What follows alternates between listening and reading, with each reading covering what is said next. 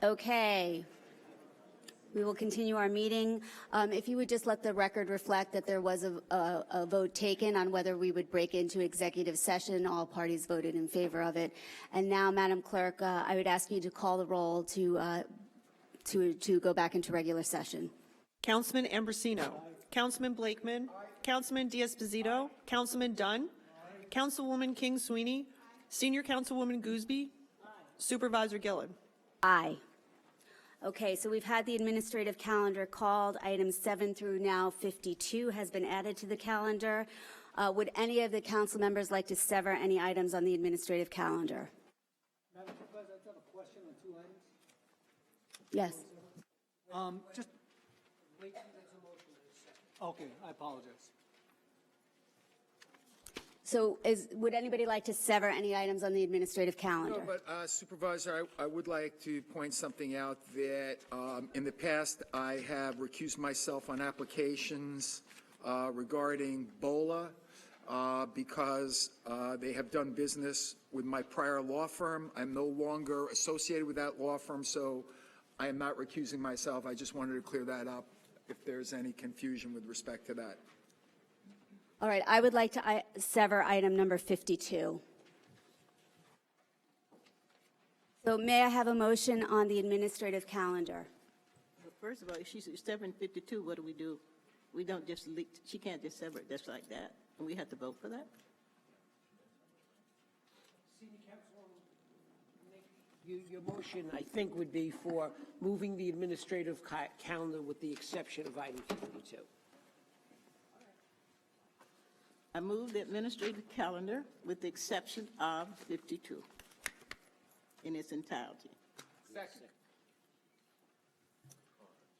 I have a number of slips of those who... Madam Supervisor, I just have one question on item 50, on item 43. Commissioner Doheny? Here? Is he here?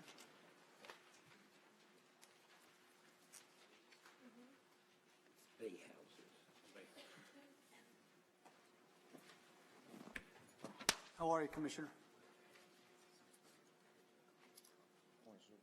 Good morning, Commissioner. Hi, how are you? This just is a question regarding the category of qualified caretaker for these bay houses. Who makes that determination and what are the criteria On the bay houses, on the bay house? Item 43, I believe it is. who makes the criteria? Yeah, what is the criteria and who makes that determination that a person is a qualified caretaker? Well, it's a volunteer position with the assumption that after 3 years of working on the bay house, fixing it, taking care of it, paying the lease and the insurance, he would then be able to take it over from the family who no longer wants it. It was done specifically to keep the bay houses in operation since it represents things that have gone back in time to the colonial era.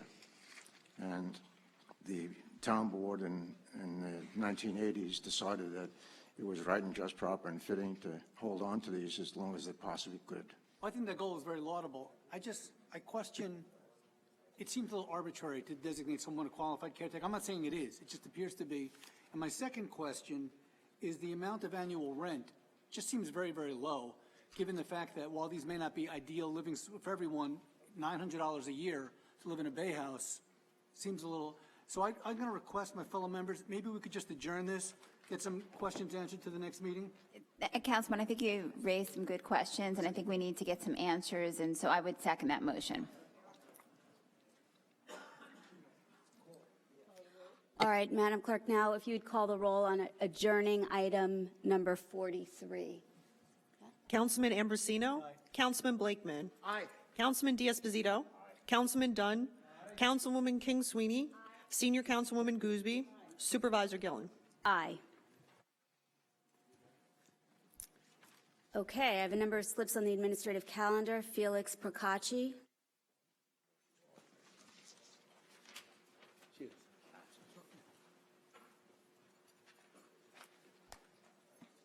Felix Procacci, 1165 Bond Street, Franklin Square, New York. On item number 44, the personnel decisions, there's Alexa Sherrill being appointed to the supervisor's office. Is this a new hire? It is. I lost a couple members of my staff. She's replacing someone who's left. Okay. Does she also work for the town? I'm proposing to bring her in to work for the town. She doesn't currently work for the town now. She's subject to the board approval. Okay. I just want to comment on Cheryl Petrie. She's being transferred again.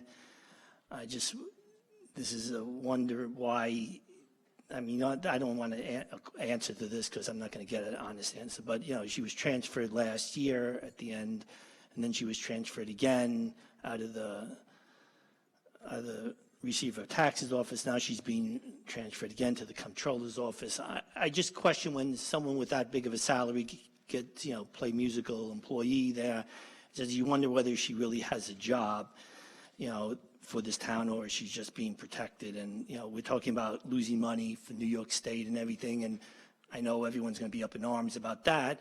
But, we do seem to waste a lot of money and things aren't really clarified. We say, okay, it's a good thing, everything's good. But then when the residents, besides me, ask for explanations, oh, we can't discuss it, so it's just and then there's a Paulette, I can't pronounce the last name, being added to the minority legislative aid. What's that?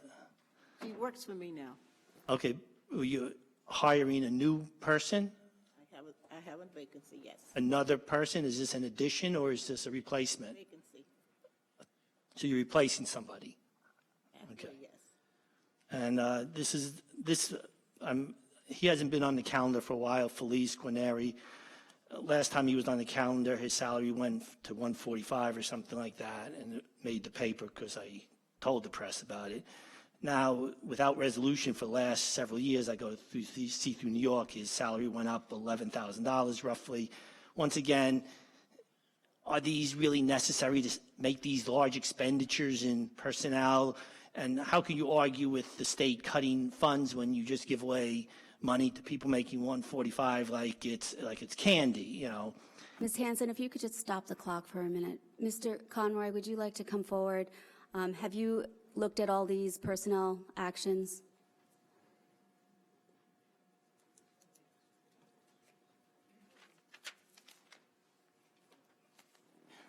Good morning, Supervisor and Town Council. Good morning. As a matter of practice, my office looks at every one of these PARs to determine whether or not there are funds available. And is there money in the budget for all of the increases in salaries and new hires in the respective departments? With the exception of two that I'm aware of, Conservation and Waterways, there are 5 PARs worth about $18,000, of which there are no monies in the budget for that. The Minority District, Councilwoman Gooseby, it's probably a timing difference, but I am not aware of a vacancy in your department. Wait, I got somebody else who was, I'll tell you about it later. Okay. On a prorated basis, the new hire that you're recommending at this point is worth about $75,000 for the year.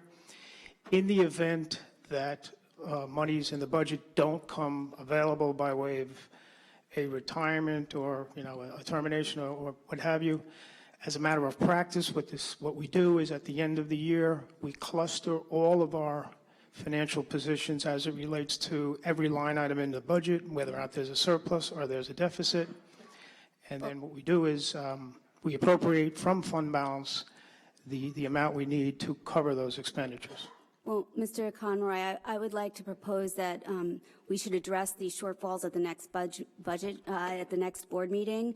And I think I would ask you to please try to find funding in the 2019 budget to cover some of the items where there are shortfalls. I don't think we should go to our reserve funds to cover the shortfalls on these dollars, especially since we're already supposedly going to see a savings of $8.1 million from staffing. I have no problem with these requests whatsoever, and I'm glad to hear that the majority of them are funded. But I want you to try to look and find ways to pay for these items and pay for these salaries within the 2019 budget. Could you work with my office on doing that? Absolutely, Supervisor. Thank you. Mr. Conroy, if I could just ask a question with regards to the, you said that there was not funds available for the Conservation and Waterways. As far as I understood with discussing with Rich Regina this morning, those are due to prior union arbitration, is that correct?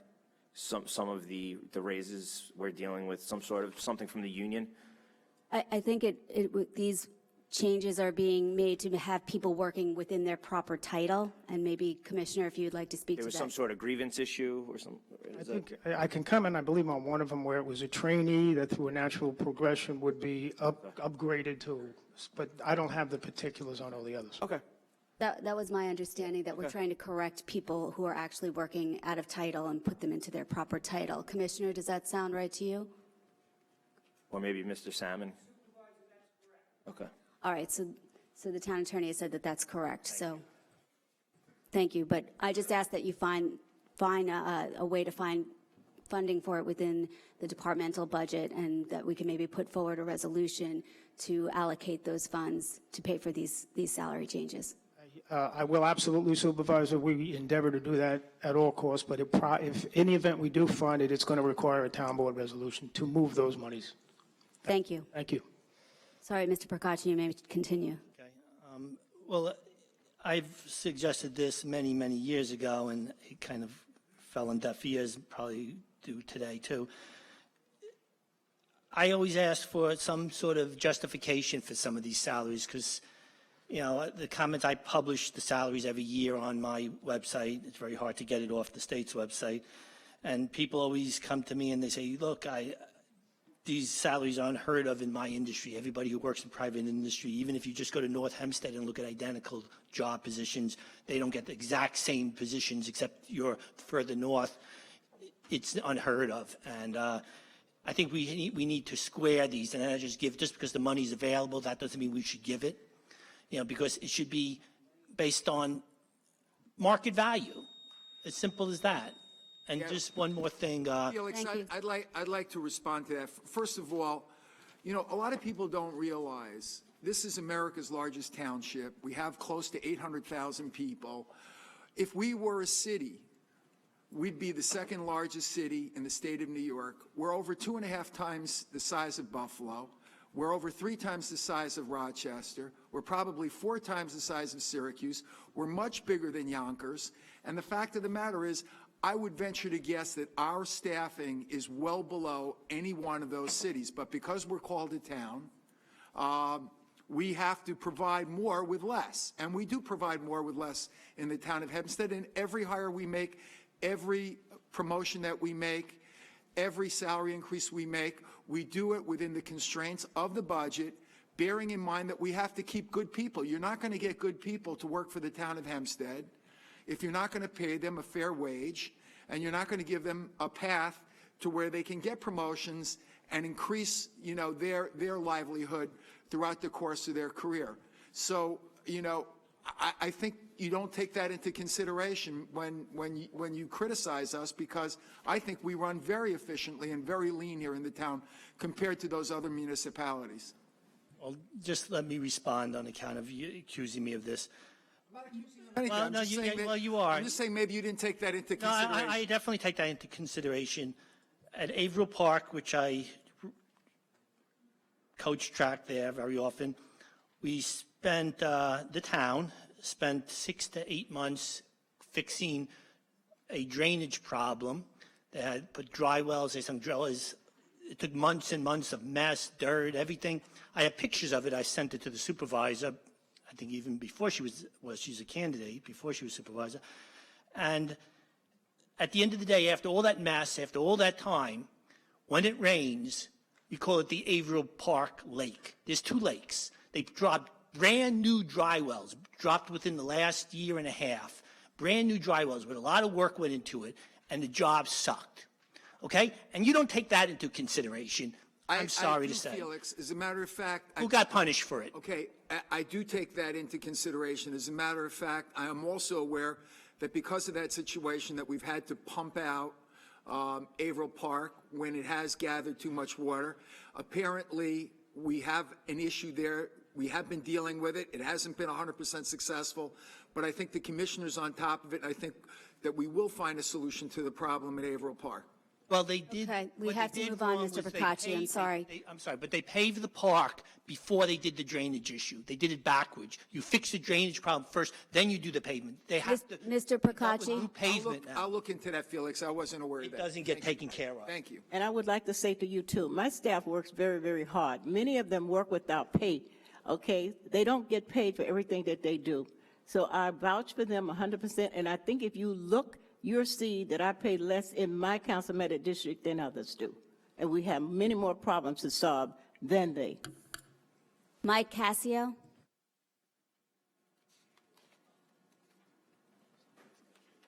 You can't have a job.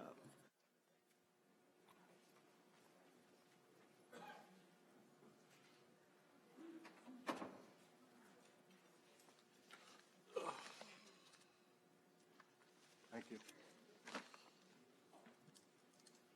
Michael Cassio, 193 Bird Street in Oceanside. So we know the supervisor will be putting a proposal to audit and possibly overhaul the building department. And we would strongly urge that the board to vote yes on this proposal. Mr. Cassio, that's not on the calendar today, so you would have to reserve those comments. It's not on the administrative calendar, so you'd have to reserve those comments for public comment, Oh, for okay. the miscellaneous part. Yeah, so why was I called now?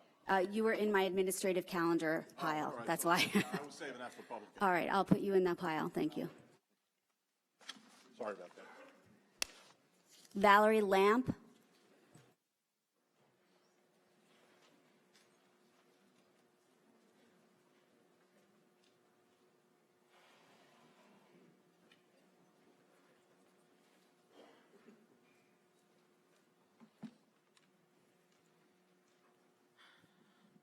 Valerie Lamp Baldwin.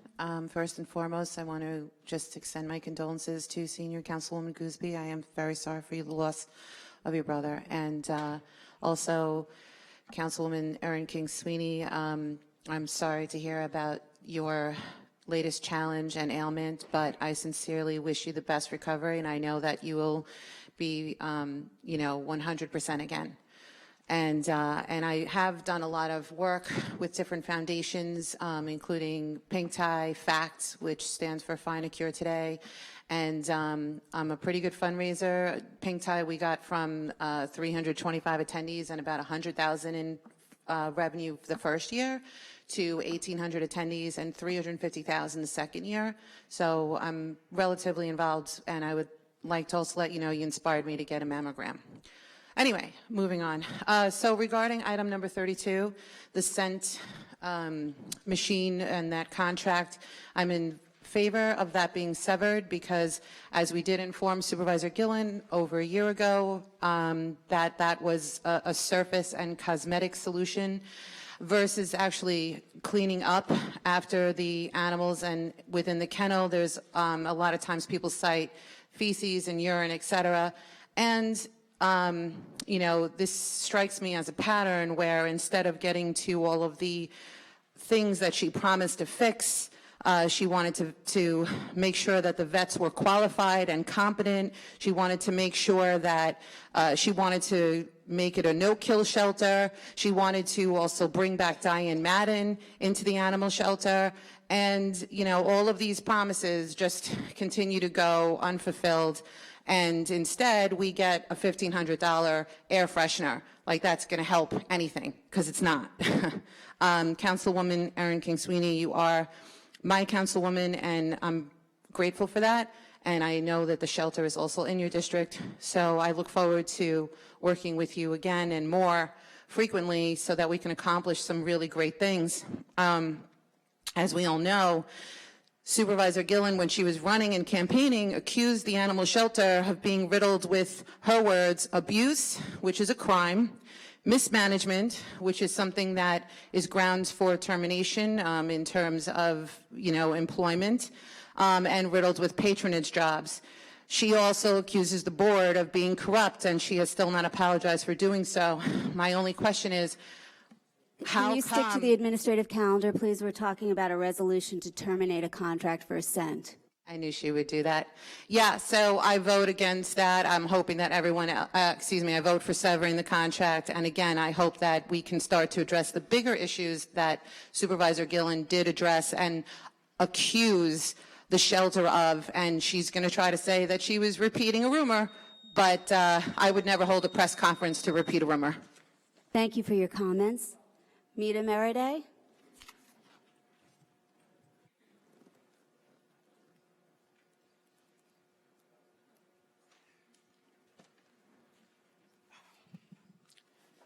Mita Maraday, Baltimore resident. Just need a clarification with regard to the executive session. What was the outcome with 52? Because I'm confused. 52 has been severed, so you'll have an opportunity to speak about that separately if you'd like. Thank you. Okay.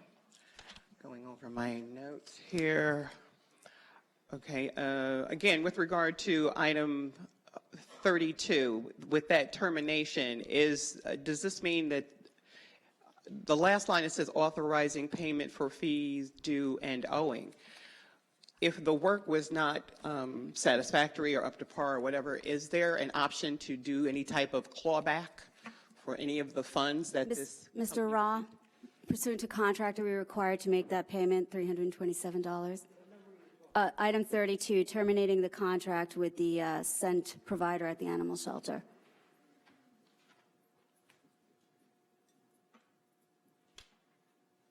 And Deputy Commissioner, if you're here.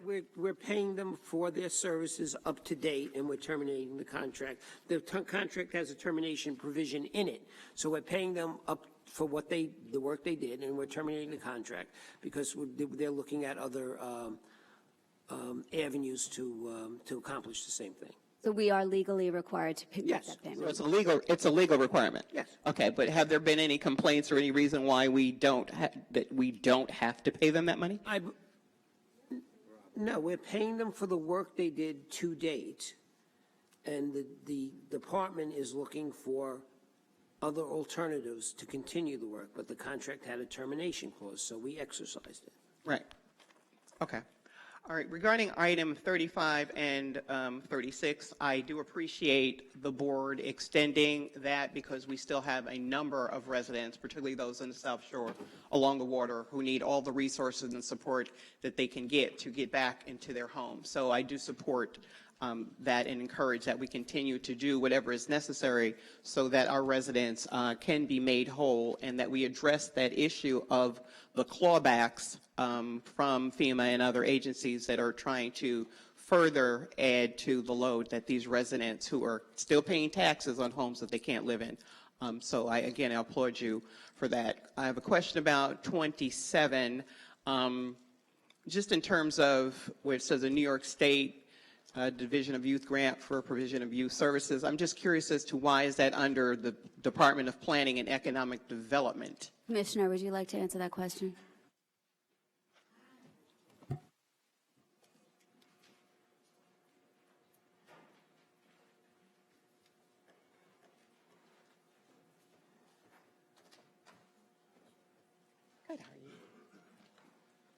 Supervisor, members of the board, my department acts as a pass-through of those funds. They're state funds given to the county. The individual, in this case a village, makes a request each year for these funds and then simply a pass-through. Okay. Okay? Thank you so much. You're welcome. 40, authorizing a joint funding agreement for services title gauge, saying that the water quality and conservation. I think Councilman Disposito mentioned earlier, I think, and I'm probably paraphrasing, forgive me, but as it pertains to needing the resources for our water conservation, I mean, I think addressing the contamination and the contaminants in our region is vital and important, and pointing out earlier to the statement made by Aaron King Sweeney, one of the things that was noted in this region with regard to the increase in the cancers that we have, and me being a 9/11 first responder, and I've got about 10 certified conditions with that, COPD being high among them, that we really need to make sure that we have the resources in place to address those types of situations, as well as something that I had mentioned, sidebar, improving our emergency management. As Councilman Blakeman pointed out, the size and depth of the town of Hempstead, you know, if we have to be a township, we can act in the responsibility of a coordinated city to protect the interests of our residents as best as possible. And lastly, since I do want to, again, be mindful of the time period, when you talk about hiring and things of that nature, in terms of putting information to the table, I've definitely done that and never even got consideration from the township as far as that type of thing, but it's all good. There's a purpose for everything. Thank you.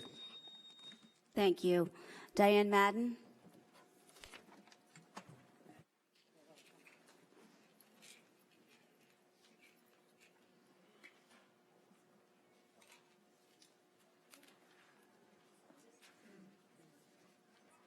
Diane Madden, East Meadow.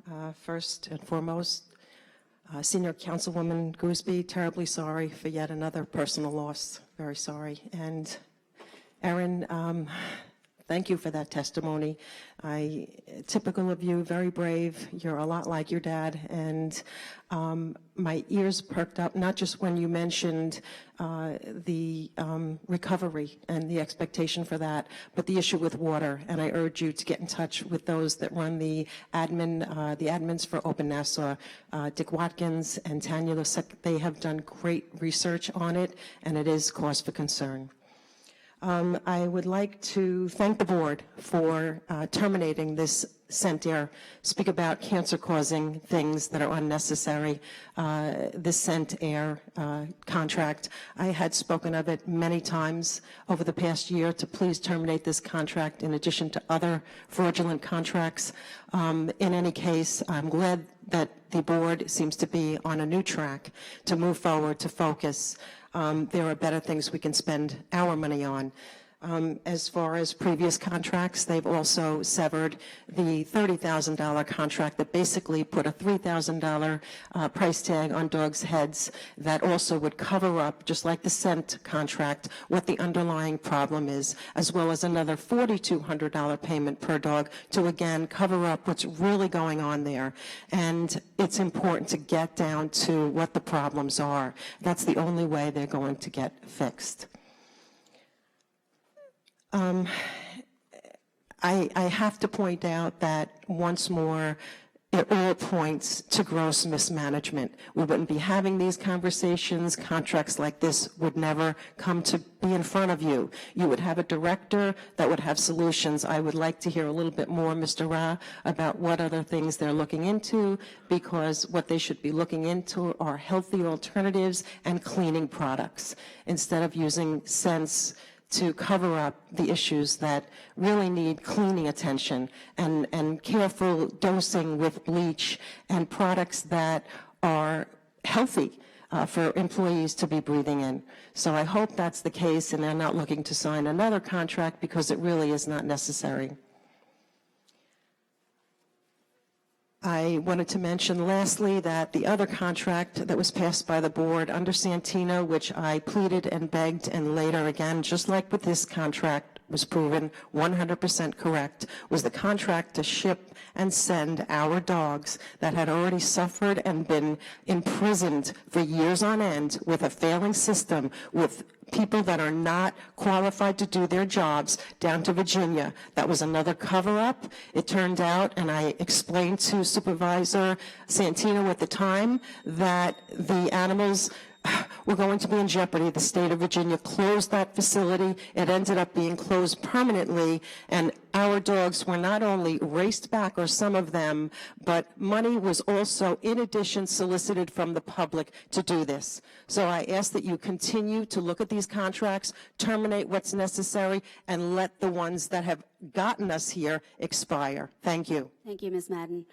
I do not have any other slips on the administrative calendar, items 7 through 51. Is there anyone else who'd like to be heard on the administrative calendar?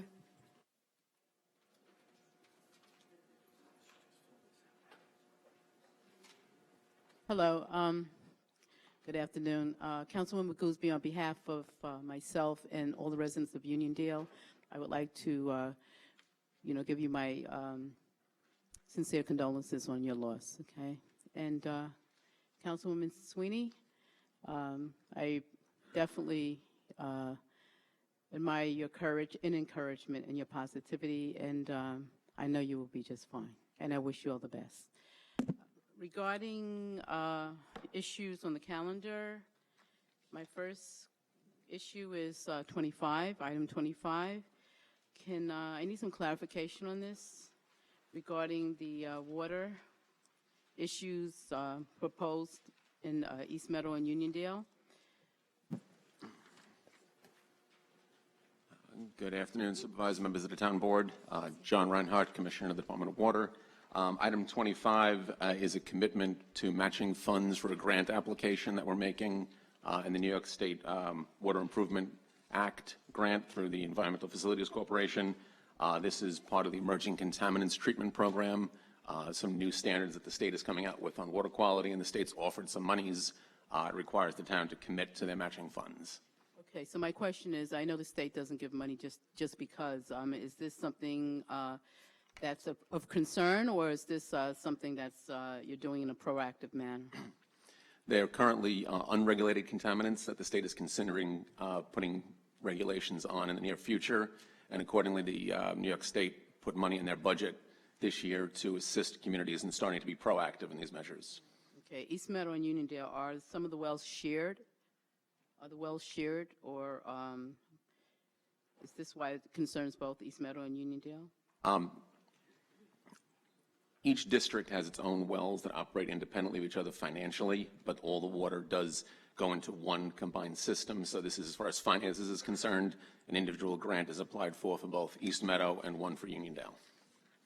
Okay, but at no time are the wells shared. Are you saying that? At no times are the East Meadow and the Uniondale wells shared? I found out differently in the past that they might be shared at times. I don't know what you mean by shared. I said all the water goes into one system. Yeah, I mean, okay. So you're just saying they are mingled. It's all, yes, it's all commingled, Okay, yes. right, commingled. All right, thank you.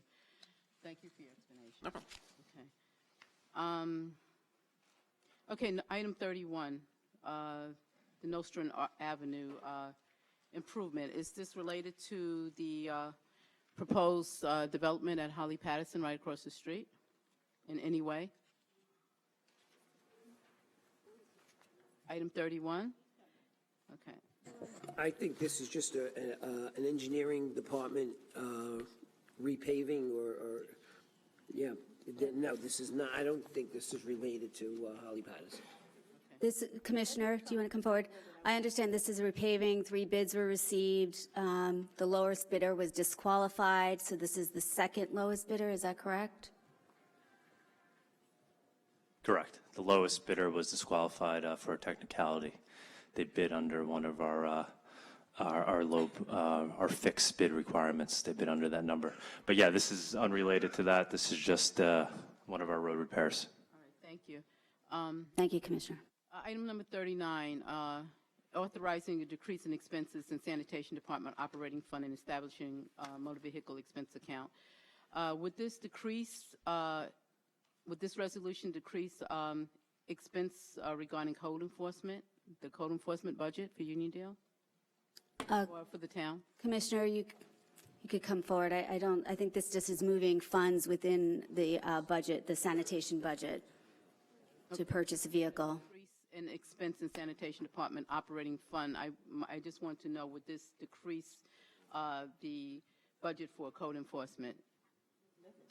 And Pritchard, Commissioner of Sanitation, it's a money transfer from a vehicle repair line to a vehicle account in order for us to purchase 2 recycling trucks. Okay, so That's it's just, it's basically stays in a vehicle repair line, budget line. It's reducing the vehicle repair line and helping us pay for the capital expense for 2. Okay, so it doesn't transcend into Correct. any other budget? That's Correct. what I wanna know. Okay, thank you.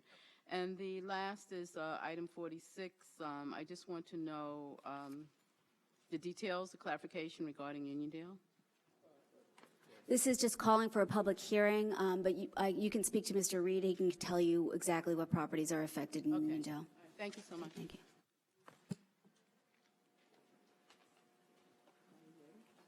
All right. May I have a motion on the administrative calendar with the exception of item number 52?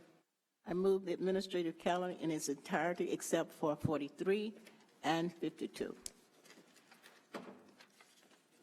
Need a second? Who's seconding? Second. All right, didn't hear you. Madam Clerk? Councilman Ambrosino? Aye, with the exception of items 49 and 50, on which I recuse myself. Councilman Blakeman? Councilman Diaz-Esposito? Councilman Dunn? Councilwoman King Sweeney? Senior Councilwoman Gooseby? Supervisor Gillen? Aye. Madam Clerk, if you would please call item number 52.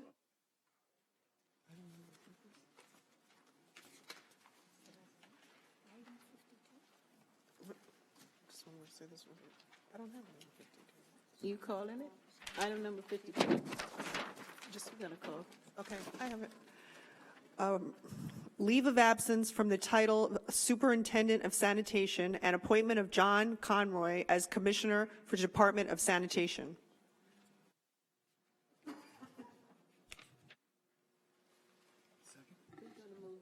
Do we have a motion on this?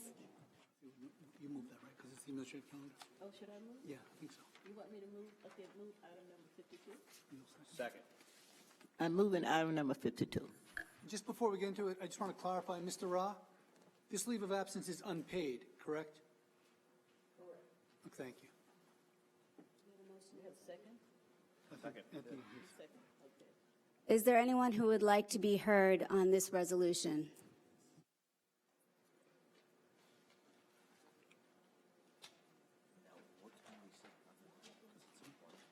Felix Procacci, 1165 Barn Street, Franklin Square. Can you just explain in more detail what that means and why the leave of absence is being taken? And does it relate to, there's another detail item, I didn't bring it with me, on the electronic version, the details of the calendar. There's a leave of absence, something to do with sanitation. Is this related to that? Mr. Ra? By this resolution, John Conroy is being appointed Commissioner of the Department of Sanitation. He currently holds a attested civil service title of Superintendent of Sanitation. He's taking a leave of absence from his Superintendent of Sanitation position to become the Commissioner. And the guy who, okay, so it's one person involved in this. Correct. And what's happening to the existing Commissioner of Sanitation? John Conroy is the new Commissioner of the Department of Sanitation. What's happening to the other one, the existing? He will no longer be the Commissioner. Okay, that kind of thing needs to be stated in the resolutions clearly so people can understand what's going on, instead of like, I know we did this years ago where you eliminated a title, and by eliminating a title, you eliminated people, so they never showed up on the resolution, which is kind of deceitful especially for a group of people here who claim to be very transparent. But, you know, two people got laid off under Santino that never made it to a resolution. And that's unfortunate because you could say anything you want to the press and they'll write it. You could tell the press the truth and show documentation, and then they won't write it unless you hold a position within the town of Hempstead. And that's unfortunate because the public doesn't understand what's going on. So if you're going to get rid of somebody, that is required by resolution that it shows up.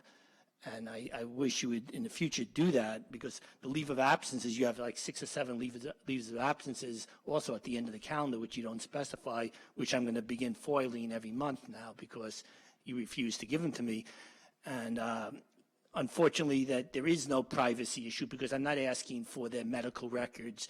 It's just a person who's taking a leave of absence. You don't have to say why, whether it's medical, whether it's maternity, whether it's this or that, but just so we know where the personnel is, because that's money. And I think that the public deserves to know what's going on with anything that has to do with money, whether it's an unpaid leave or paid leave of absence. I think that's a minimum information. That's not allowed to ask, and that's not divulging personal information under HIPAA. Thank you. Is there anyone else who'd like to be heard on item number 52?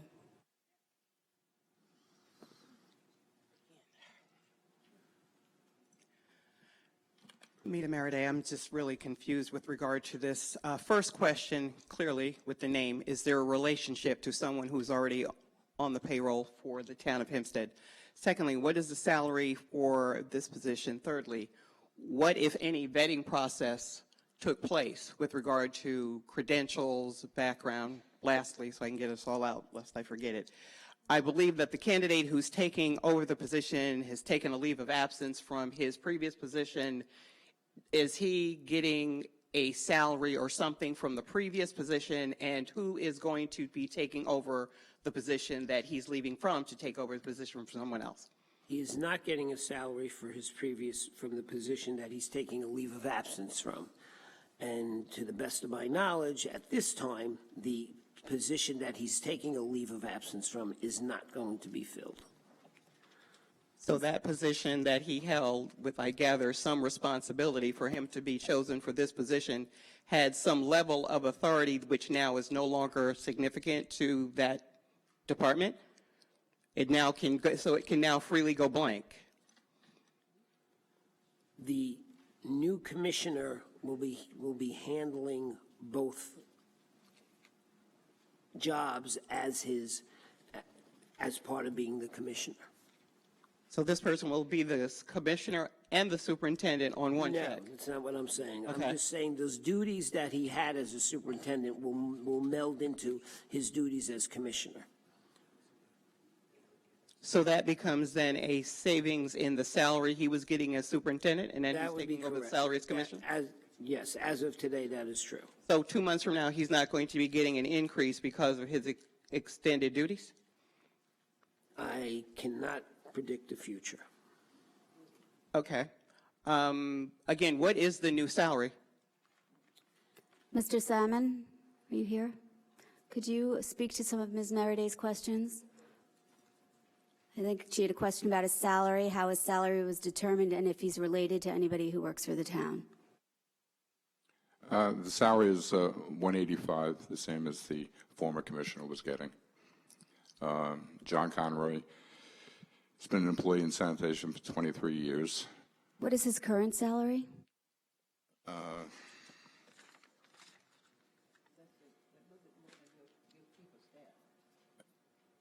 I believe it's in the 130s. I believe he is part of the Conroy family, Kevin Conroy being our controller. Okay, and my last question had to do with the vetting process. Was there not an assistant to the outgoing commissioner? I mean, if someone's coming from 135K to now a top position at 185K, was there no one, either civil service approved in that level? Was there no consideration for, are there any potential, I mean, again, it goes back to the lack of diversity in the high ends within the township, because were there no females presented? Are there any females that are at that level who could have the potential, let alone minorities? I mean, again, what are we saying with regard to the lack of diversity and the reflection of just that spirit of inclusion? If I may say, in the table of organization, the superintendent of sanitation is the highest tested title in that department. In order to have been appointed to that title, John Conroy, over his 23 years, has passed 3 significant senior administrative civil service exams to rise to the position which he enjoyed up until today. There is nobody, in my estimation, in that department more qualified to serve as Commissioner of Sanitation. Just, Mr. Salmon, to the extent that the unpaid, that the leave of absence is unpaid, as I clarified before, in essence, you've got to net the current salary against the future salary, because we're saving the current salary that will no longer have to be paid for out of town funds. Correct. Which is 140,000 or thereabouts, so it's 185 minus the 140. You're saving 140 because you're not paying 2 people anymore. That's correct. So 185 plus the 140 was roughly 325. You're only paying 185, so 325 minus 185, whatever the math is, that's a savings. It's not an additional expense. Correct. Thank you. And how long was he in the position of superintendent? I believe 8 or 9 years. Okay. So the 9 years that he was in the role as superintendent, so now he's in this position now as the commissioner. And what I'm hearing is that now that superintendent position that someone was in for 9 years, that I'm gathering, since you highly recommend him, and if that's the case, fine. I'm all for people doing the job. But so now that position is now just closed, shut off, or he's going to assume those responsibilities as well. And we're not even considering possibly having a candidate, a diverse candidate who might meet those qualifications, or we're not grooming anyone who might meet those qualifications to be in that position? I believe there are 2 other superintendents. I think sanitation has 3 altogether. If I'm wrong, I don't know if I'm right. I know there's at least 2. And so the duties will be split between those 2 and the commissioner. Okay, but you do realize that there is that issue with regard to, if we're talking about the cronyism and patronage and things of that nature, that this kind of continues a pattern that does not bode well for this township and the residents, you know, many of whom are making, if they're making 50% of the monies that we're paying for these salaries that folks are getting. Thank you very Ms. much. I'll Meredith. be respectful of the time. Thank you. Thank you, Mr. I'd just Sal. like to say, if at some point in the future the department would like to fill the position of superintendent of sanitation, we'd have to apply to the state for the proper exam, and certainly the exam announcement would be disseminated throughout the community. Thank you, Mr. Qualified Sal. applicants. Ms. Jacobs.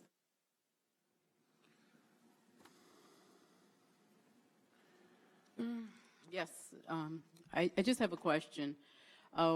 What are the, can you reveal or what are the town's diversity numbers for women and minorities among highly compensated employees? That would be superintendents and commissioners. Ms. Jacobs, right now we're just talking about the resolution to replace the commissioner No, of I sanitation. understand that ties into that, though. That really ties into that, and I would like to know, I understand that he's highly qualified, but my question would lend to what are the town's diversity numbers regarding women and minorities among highly compensated employees? I'd be happy to look into that for you and follow up with you. I don't have those figures right Okay, here. but would that be revealed? Can you look into that for me, Supervisor? Yes, I'd be happy to do that. Thank you. Is there anybody else who would like to be heard on item 52? Hearing none, may I have a motion? Call the roll. Just a roll call. We already had a motion. I apologize. Madam Clerk, will you call the roll, please, on item number 52? Councilman Ambrosino. Councilman Blakeman. Councilman Diaz-Bazito. Councilman Dunn. Councilwoman King Sweeney. Senior Councilwoman Gooseby. Supervisor Gillen. I vote no because there's been nothing open and transparent about this process. I did not have any opportunity to evaluate whether or not Commissioner Pritchard was not doing a good job. I will point out that I did not appoint Commissioner Pritchard, and I've had no opportunity to evaluate the new candidate, so I vote no.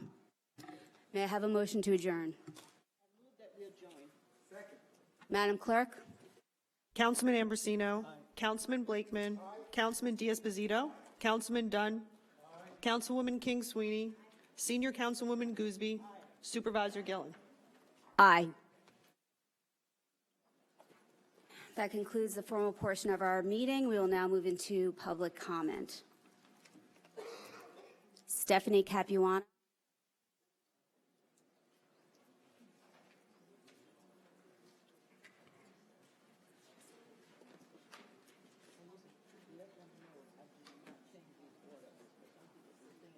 Hello. Stephanie Capuano, Wantua. Councilwoman Gooseby, very, very sorry. Sincere sympathy. And Councilwoman Erin, I'm so sorry this happened, that you're going through this. And I've been there several years ago, 40, 50 years ago with my mom. And 10 years ago, I had a prophylactic preventative double mastectomy just to prevent it, even though I didn't have the gene, the BRCA gene, because Dr. Virginia Morris says there are other genes as well. So besides environment, where we have other genes that might be involved. So you did, the right thing. And you are blessed. You're very blessed with your family. So I'm wishing you well and to be the great advocate for this. What I want to know is from you. I campaigned for you last year, and I donated a lot of money towards you to help the shelter. So what exactly have you done to hire experienced, qualified personnel? That's all we want. What have you done? Deputy Commissioner, are you here to talk about who hired people in the shelter? I haven't hired anybody for the shelter. They were all hired by the prior administration or the administration before that. But we wanted you to be involved now. That's why we campaigned our hearts out for you last year. Because of Diane Madden, I actually campaigned for you. And she was an advocate of yours, and we did love you, and we wanted you to help the shelter. That's why we campaigned for you, and I did donate money towards you, and I would have continued if you could tell me what you have done to hire experienced, not patronage jobs, but experienced people that are qualified. That's what we want. With all the money that's going towards the shelter and the salaries that they're making, we want, I'm sick of the pettiness that I hear last week, and the three-ring circus, the pettiness, the camaraderie. I don't care about that. This is serious business. The shelter is serious, and the animals are the brunt of everything here. Shipping the animals out, that's disgraceful. We have people that want to help. What is being done to hire the most qualified, experienced people? Ms. Gillen, please tell us. So far, we haven't hired, I don't think we've hired anyone this year. Commissioner, you can tell me, but what we do is we put things out. Usually we post the openings and we put them out to try to get the most qualified people possible. You said that you were going to facilitate and bridge the gap here, that in the past, it was all wrong. I saw that movie on the basis of sex, and it's kind of like the same, going along the same lines. We want to do what is right already, just like Ruth Ginsburg did. She fought, right? She went before a judge of people, and they agreed that it was time. So that's, we're pleading with you because we believed in you, that you would do this for us. For the animals, not for us, for the animals. We have a great shelter here. It's huge. There's a lot of wonderful volunteers, and everybody wants to work for the animals, including my advocate, Diane Madden. I don't care what anybody thinks. So could you please? Thank you. Thank you for your comments. Help us. I'll go after. Melissa Jaffe.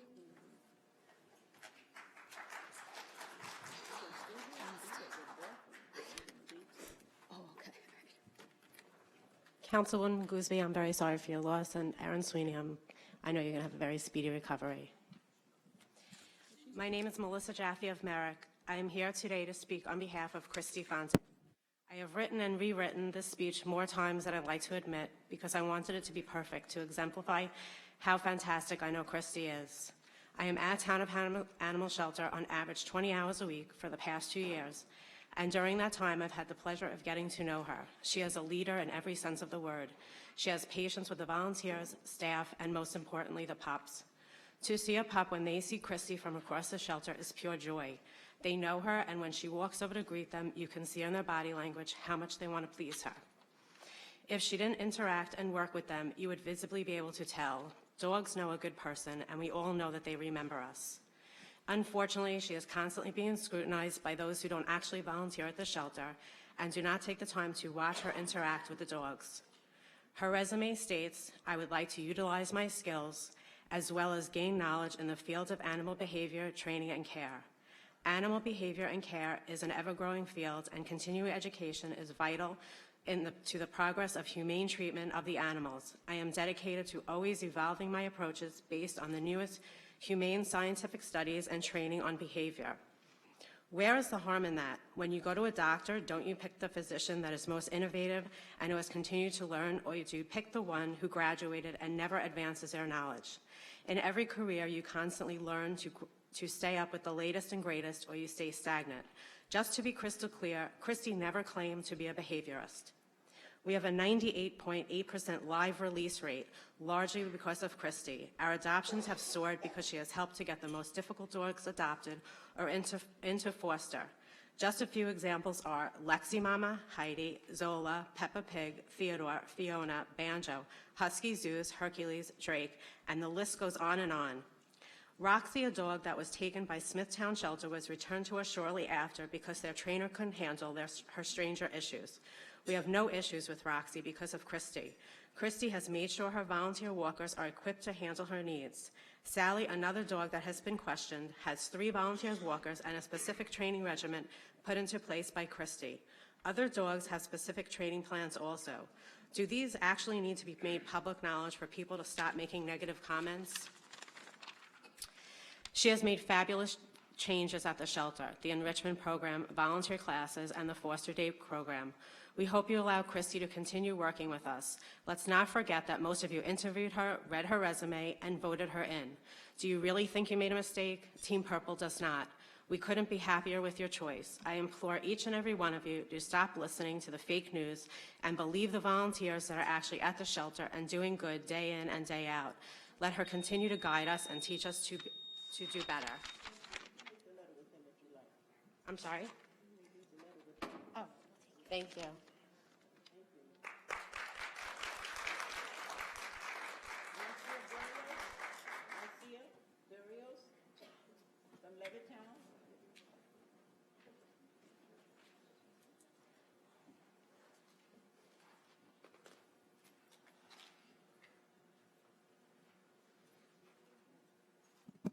Marcia Barrios, 9 Forge Lane, Levittown. My condolences to you and Erin King Sweeney. You were very inspirational. I am definitely scheduling a mammogram as soon as I go home. I could just echo everything that Melissa just told you. Christy is awesome. So, again, I want to talk about something else, so I don't use my time on that. I want to talk about the empty kennels. And I was one of the first volunteers, and I have never, ever seen so many empty kennels. I attribute that to teamwork, the teamwork of the new behavior department with Christy and the volunteers and all the social media we've been spreading around.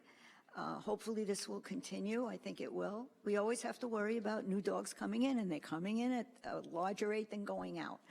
But I just hope we can keep that momentum going. And the other thing I want to talk about, because we've been talking about diversity a little bit, is the diversity at the shelter. When I first started, there was one person of color, a kennel worker there. And since then, we have many kennel workers of color. We have people, brown people also, that are working in the adoption department that can speak Spanish, which is awesome because we have so many people that Spanish is their first language. And we have brown people in our behavior team, which is also awesome. So I hope that diversity keeps continuing and maybe these people can move up to a higher level. I hope I get to see that. What else can I say? I'm just very proud to be one of the Purple people. Thank you, Ms. Barrios. Thank you so much for your commitment to our shelter and to our animals there. Jill Cohen.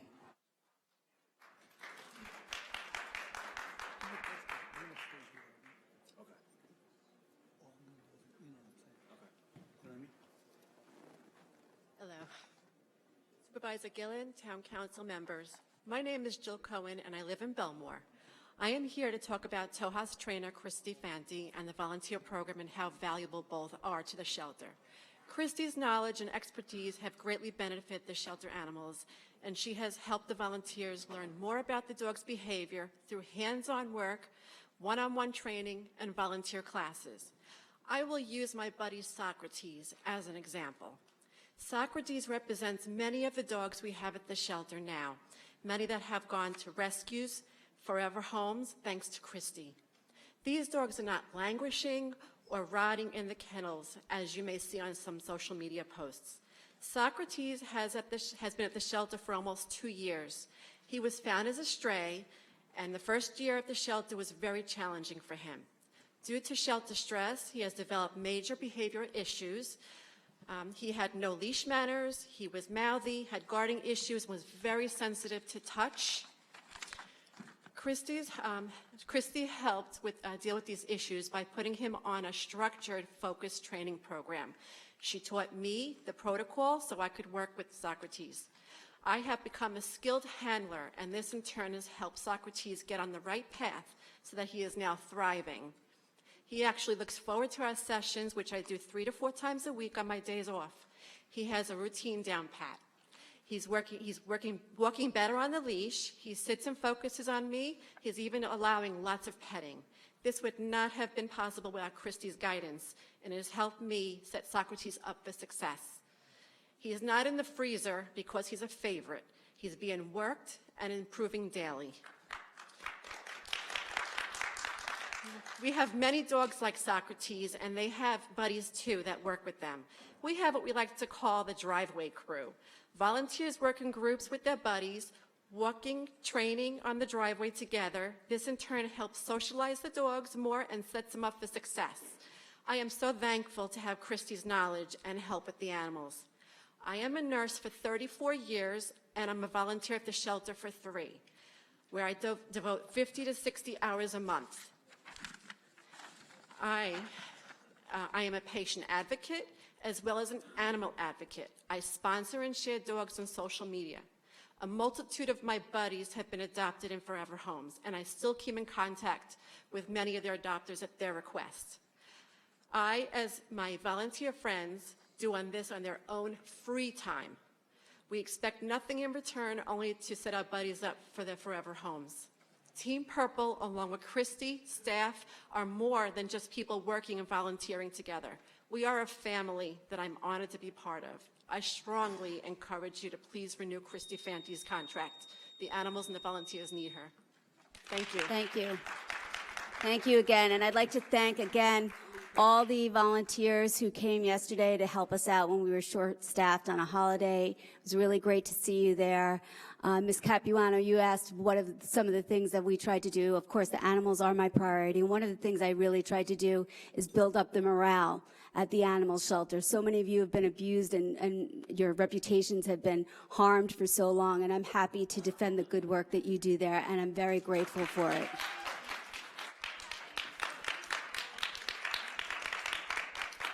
Barbara Trevoludes. Barbara, if you call out from the audience, you're going to have to leave. You get warned once, but you can save your comments for public comment. If you'd like to speak afterwards, I'd be happy to speak with you afterwards. Okay. Okay. Barbara Truvaldez.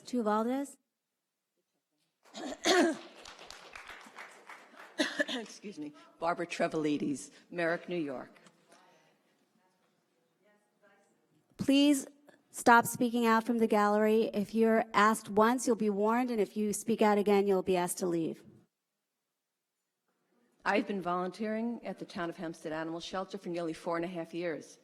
Recently, shelter trainer Christy Fante, staff Jacqueline Panjo, and supervisor Melissa Fogarty commenced a foster field trip pilot project. A small group of experienced volunteers was given the opportunity to take shelter dogs on outings away from the shelter for a couple of hours to give them a break from the stress of the shelter and to bring attention to these dogs to help them get adopted. The following information is based on an article presented by Maddie's Fund, a highly respected animal welfare organization. An ongoing study suggests that foster field trips can help improve welfare in dogs, increase adoption chances, and create other advantages. Significant improvements in behavior were shown. The dogs were rated more highly on happiness, playfulness, relaxation, and confidence, and showed lower fearfulness, anxiety, and insecurity. Foster field trips enabled organizations to learn more about the behavior of the dogs in their care and to market them in new ways. These foster field trips increase the visibility of homeless dogs in the community, which often leads to more adoptions and increased engagement with the organizations that care for them. It is an opportunity to have the dog seen outside the shelter, get to know more about the dog, practice basic commands, and document these outings through photos and video. The primary purpose is to get the dog adopted. Speaking of my own experience, the dog I take on foster field trips most often is Mickey. Mickey is very stressed at the shelter. He licks the walls and is anxious in his kennel, losing weight and tearing up his blankets. On our foster field trips, Mickey is a totally different dog. His tail starts wagging as we approach my car. He jumps right in and settles down. Away from the shelter, Mickey is outgoing, friendly, calm, and well-behaved. We've gone to parks, pet supply stores, and Starbucks drive-thrus. He loves that.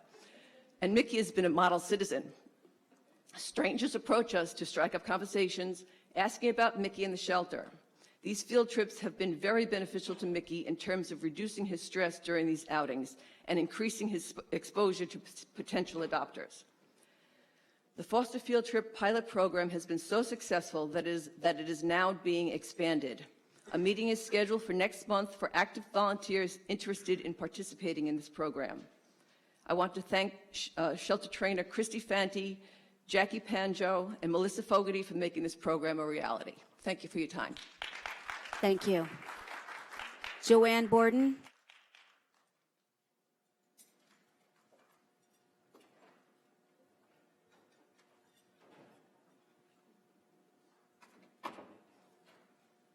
Good afternoon and Happy New Year. Good afternoon.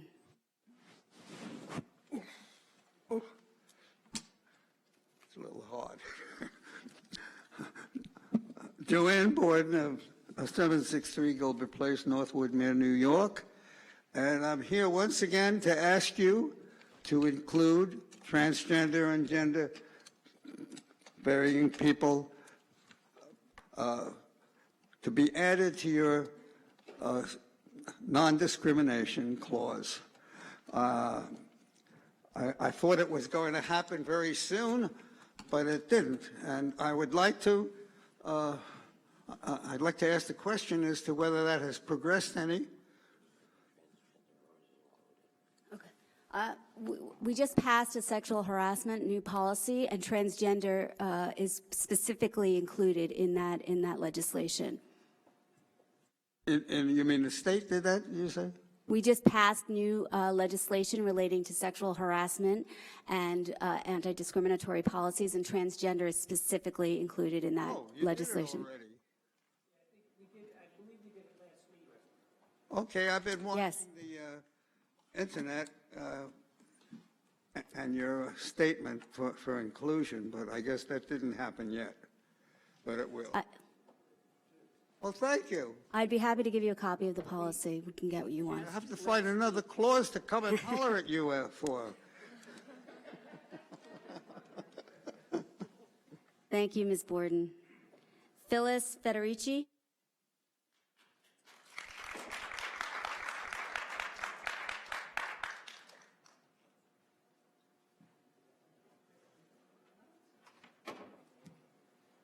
Good afternoon. My name is Phyllis Federici. I live in Wantor. I've been a resident of Nassau County for 25 years. I am also a volunteer at the Town of Hempstead Animal Shelter for the last 2 years. I am not here today to name call today or to say hurtful things about anyone, and I demand the same respect. I am not political. I don't follow either party, although I have voted for some of you on that board.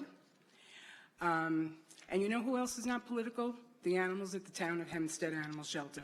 The dogs and cats do not care if you are Democrat or Republican. They just want to be fed, walked, and cared for. I think it would be great if we could all work together, no matter what our political affiliation is, to make the Town of Hempstead the best shelter it can be and stop using it as a political pawn. Having said that, I am here today to speak about Christiana Fanti, the trainer at the Town of Hempstead Animal Shelter. Anything I am about to say is in my own opinion and from what I have observed firsthand from actually being at the shelter and spending a lot of my time in the trailer where Christiana's work area is. The reason I spend time in the trailer is I work with Christiana on the enrichment program. Last year I hurt my knee and was unable to walk dogs for a while. I heard Christiana was implementing an enrichment program, so I asked if I could help in any way.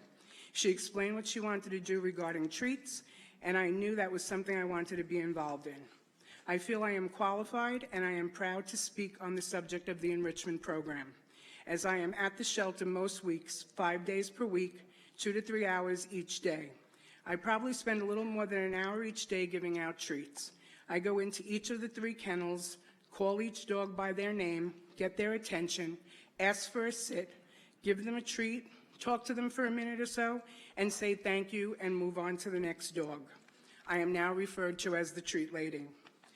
We give out different treats each day. We try to start the week off with a greenie or a dentist stick to help with the dog's teeth. We give out Whimsies, a treat made of vegetables, which the dogs really love. Some days the treat is a pig ear, which is a very high value treat for the dogs. Another day it will be a milk bone slathered with peanut butter on top. We give out Kongs filled with kibble and peanut butter and Nyla bones when we have them. All of these items are donated to the enrichment program. We also give out a Frisbee, which is slathered with peanut butter, and we attach it to the kennel dog. The kennel door. This is an excellent learning tool. We have learned a lot about some of the animals. For instance, Axel and Retro don't care for this treat. We have tried to give it to them 4 or 5 times. Paisley, Sandy, and Pia are interested, but they do guard. Mickey and Stark really enjoy it. It calms them down tremendously. Thank you. Thank you for your I'm sorry. comments. Thank you very much. I appreciate your time. Thank you for your service to our shelter. Valerie Lamp.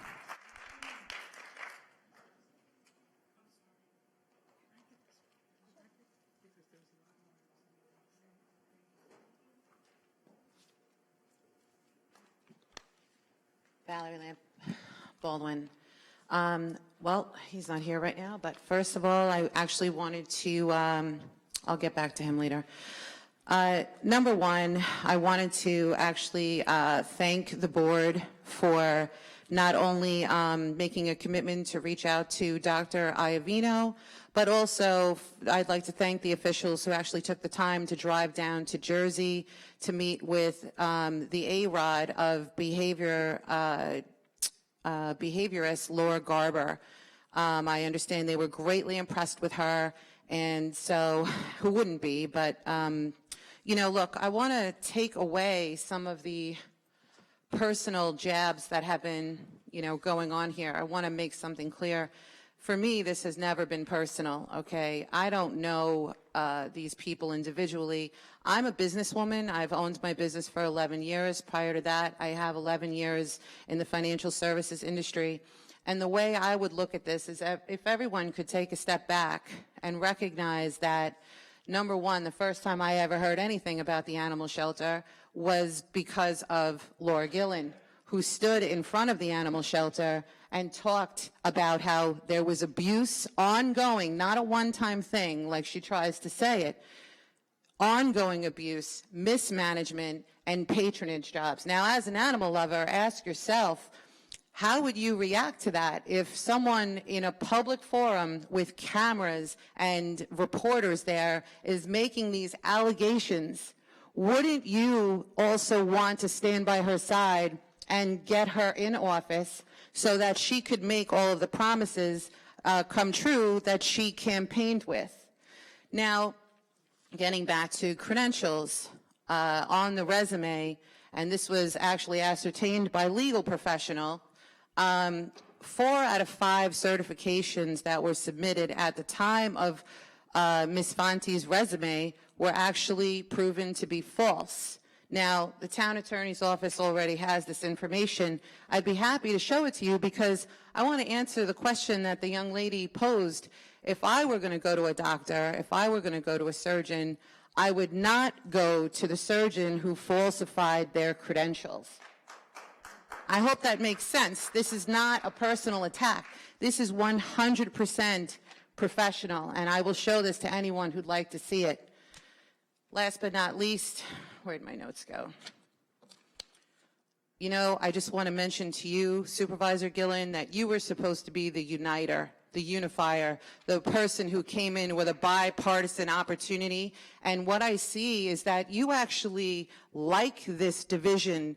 This contentious relationship is something you're thriving on. But all I want to know is, why are you trying to meet with Diane Madden? Thank you. Thank you for your comments. You're welcome. Mike Cassio.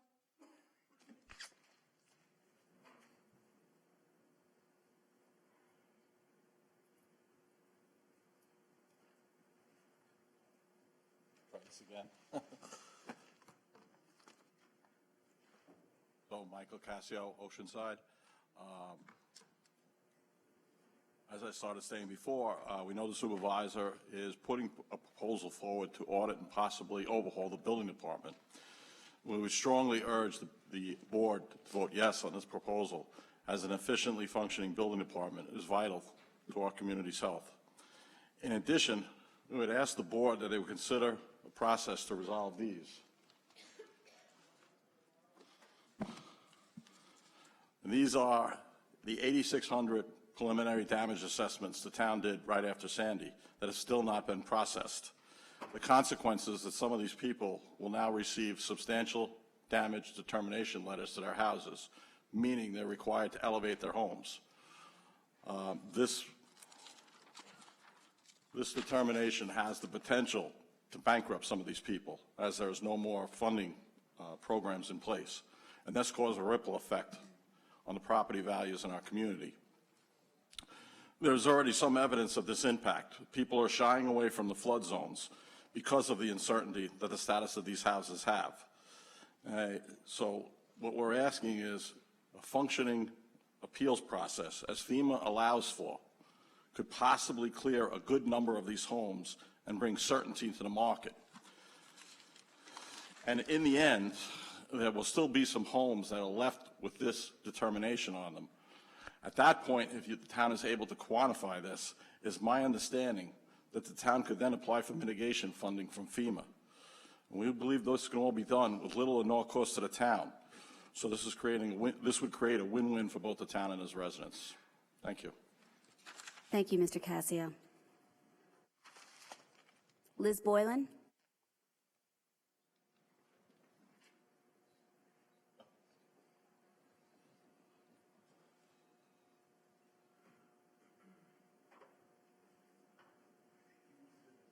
Good afternoon, Supervisor Gillen. Thank you. My name is Liz Boylan. I'm from the Rockville Center. I've been a volunteer with many youth through the years. I've been involved with St. Agnes Cathedral School, Kellenberg, the Rockville Center School District, and even Malloy College. Our youth are our future. I am here today because as part of my volunteerism, I have seen children flourish. I've seen my own children flourish, and that's a gift. And any parent who needs to make their child a priority to be there for them, make no apologies. There are children who don't have that luxury. I have also been witness to too many wakes. For every child that has died due to substance use, our hearts are buried with them. I am here today to ask, and I need my glasses on, in advance of Governor Cuomo's agenda to make recreational marijuana legal, I respectfully request that the town of Hempstead ban the sale of recreational marijuana within its borders, similar to the ban passed by the town of North Hempstead, and cap the number of medical dispensaries to 2. Secondly, I recommend that the town of Hempstead also adopt zoning restrictions similar to the town of North Hempstead to keep dispensaries as far away as possible from schools, daycare centers, places of worship, and residential areas. And thank you, Supervisor Gillen, because I believe that was one of your major concerns.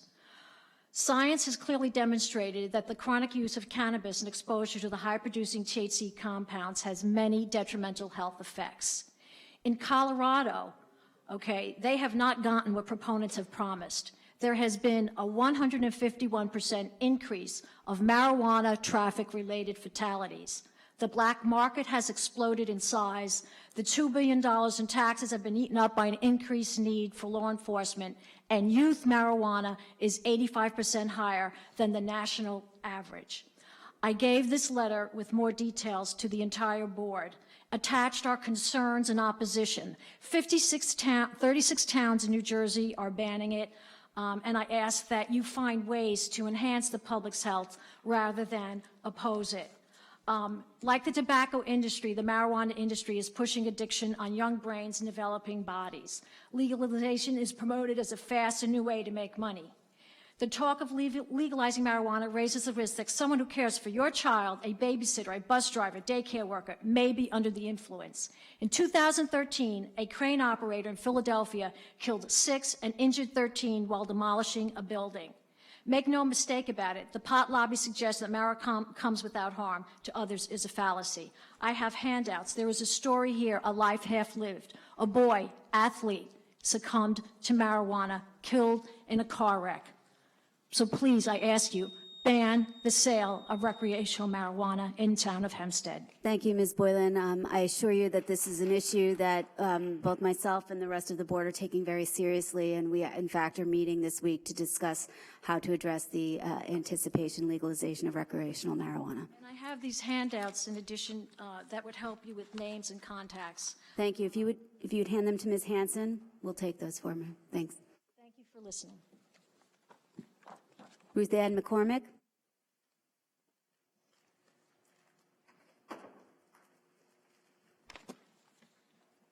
Good afternoon, everyone. Thank you, Supervisor Gillen, for giving us time to speak.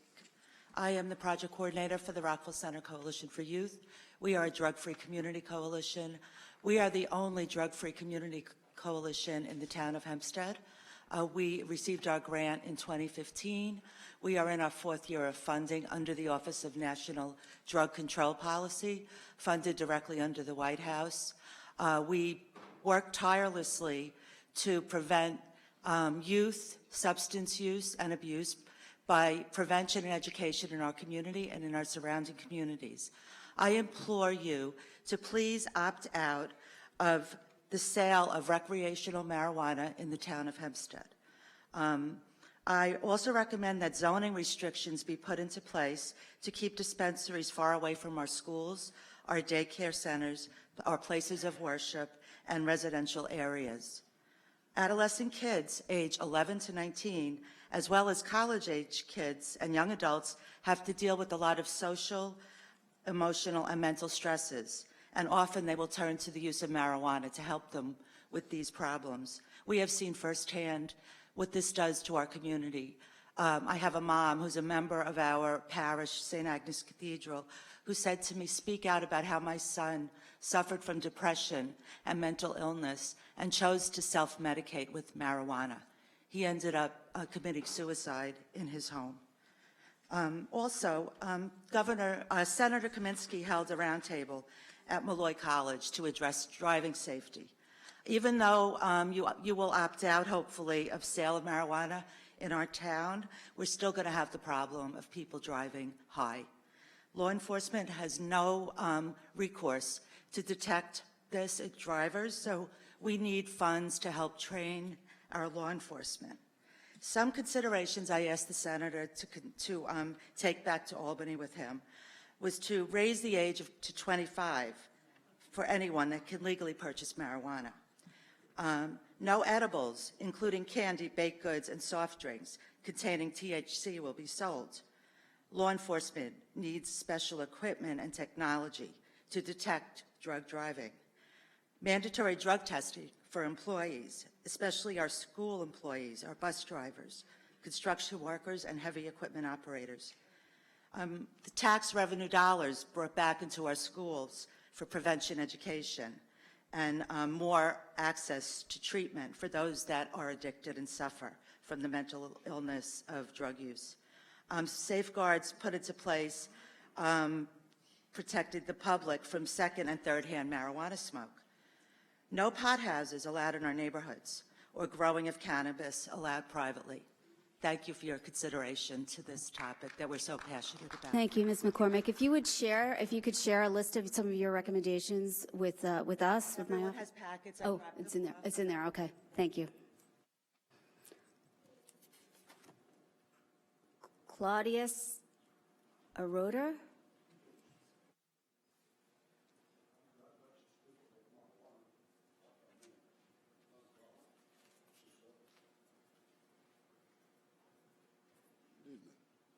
My name is Claudius Augustine Peters, a British soldier and a tax collector, international tax collector, and a minister. I believe that... Sir, could you just speak into the microphone? We have a hard time hearing you. Just speak into the microphone, please. I believe that God made America, not us. And there are qualities that he has and he gave to us. And we should never step aside and do whatever we want to do unless we ask him. When it comes to drugs, it's illegal from since 1923 when President Woodrow Wilson signed the treaty in Versailles in France. And even today, it's permanent. And I'm glad that I heard last week that here in Hempstead, they're doing something about that. But we have to do the same thing all over America. Because I lived in Jamaica for many years, and I know what happened as a soldier, and I know what happened to a lot of people there. And even here, in business, I see what happened to people here with drugs. Not only marijuana, but illegal drugs that America put on, even the cigarette. It is wrong. What I'm saying here now, there's an international law, not civil law, or the Charter of the United Nations, but the World Court of 52 League of Nations. And that's why England is coming out of Europe now, because they want to stand as the principle of the world, that every human in the world have the same right, neither black or white or green, everyone.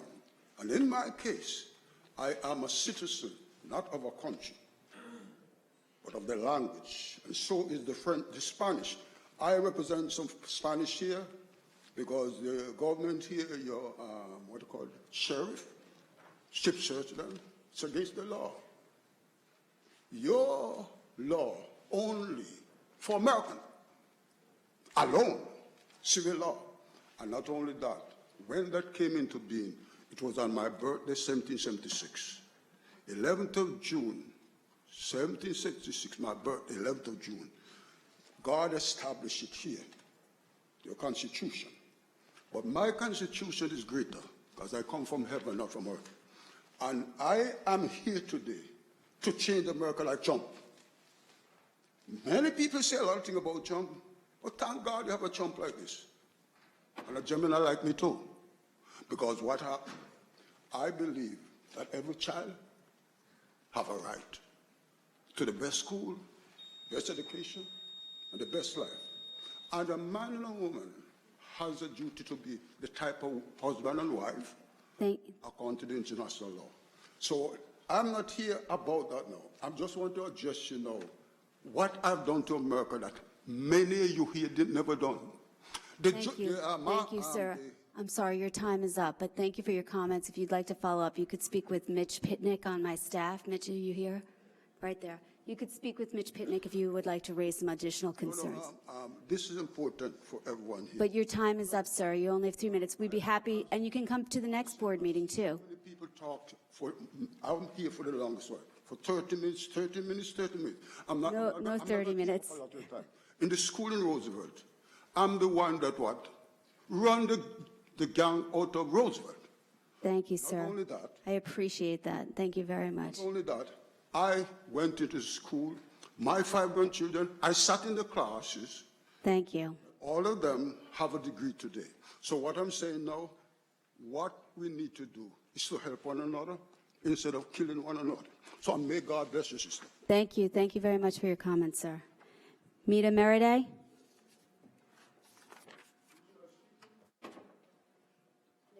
And speak with Mr. Pitnick right there.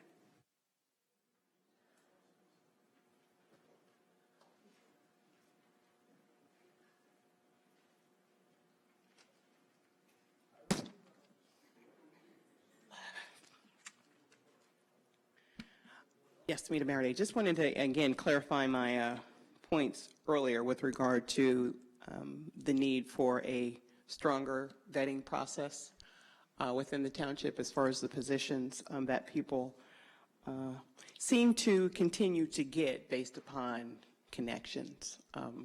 That's very disheartening for me. And lastly, just an issue, particularly as it pertains to safety measures, since we were talking about the animals and young people and, you know, whatever breath that I have left with my advancing COPD and 9/11 related conditions, I'm going to continue to speak what I feel is truth to power as it pertains to the underrepresented interests of our veterans.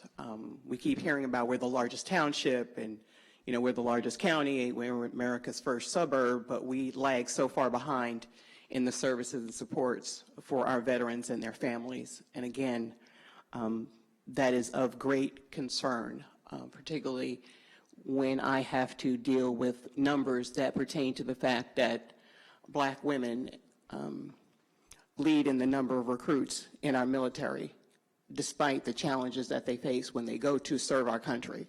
And then when they return and they do not have the types of resources and services that are so well promoted on those special holidays. And when they start a business, and what most people still don't seem to understand, the ripple effect of the impact of a government shutdown on small, emerging, or developing businesses who cannot get the resources to start their businesses. We're not only dealing with zombie houses in our communities on Long Island and in the township of Hempstead, but the increased number of closed businesses, and many of them were of interest to people of color who could not get the resources or could not maintain the resources to keep those buildings open. So I'm hoping that if there is no diversity numbers or audit or process in place that a resident asked about earlier, then we find funding to do one. And I'm putting it on the record on the table that I do have experience in doing diversity audits. Not that my experience or background or 2 degrees or 20 plus years in community development or anything of that nature has ever been reviewed or considered for a position in the township, but you never know. So I was always taught if you don't know something, you better say something. Lastly, we have a situation, particularly in the first precinct of Nassau County, with the need for crossing guards. So I am putting in again, hoping that we can work with the township to address that issue so that we can put more of our police officers on the street to protect our residents. Thank you. Thank you, Ms. Meriday. Neil Lewis.